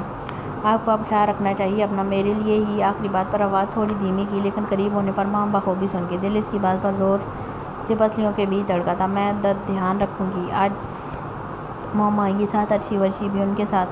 اب پھپھو کے گھر چلے جائیں، ان کو کچھ رسمیں کرنی ہیں۔ رات کو میں آپ کو یہیں لے آؤں گا۔ وہ اپنے دھیان میں بولتا اس کی کلائی پر پٹی باندھ رہا تھا۔ مام اس کی بات پر سر دھیرے سے ہلا گئے۔ اس کی شخصیت میں ایک الگ سا رعب سے لگا وہ اسے اپنے قریب بھی نہیں آنے دے گی، لیکن اب وہ ایک لفظ تک نہیں بول پا رہی تھی۔ کل تو ہماری ویڈنگ نائٹ نہیں ہو سکی، آج ہو جائے گی۔ اس کی بات پر مام کو لگا جیسے اس کی سانس سینے میں کہیں اٹک سی گئی ہو، دل کی دھڑکن پل میں مدھم سی ہونے لگی تھی۔ عثمان کی آنکھوں میں کچھ تھا اور وہ ڈاکٹر تھی ہر بات سے واقف۔ وہ اپنا ہاتھ چھڑاتی ایک دم اٹھ کر باہر جانے لگی تھی کہ پیچھے سے اس کا بازو عثمان کی گرفت میں آ گیا۔ اب تو بھاگ جائیں گے، رات کو کیا کریں گے؟ اس کے لہجے میں شدت آنے لگی تھی، آواز جذبوں سے بھاری ہو رہی تھی۔ وہ بولتے دھیرے سے مام کے قریب ہوتا ہے نا اس کے پیچھے کھڑا ہوا، ہاتھ دھیرے سے بڑھا کر اس کے بالوں پر لپٹا ٹاول کھول کر ایک جانب پھینک دیا۔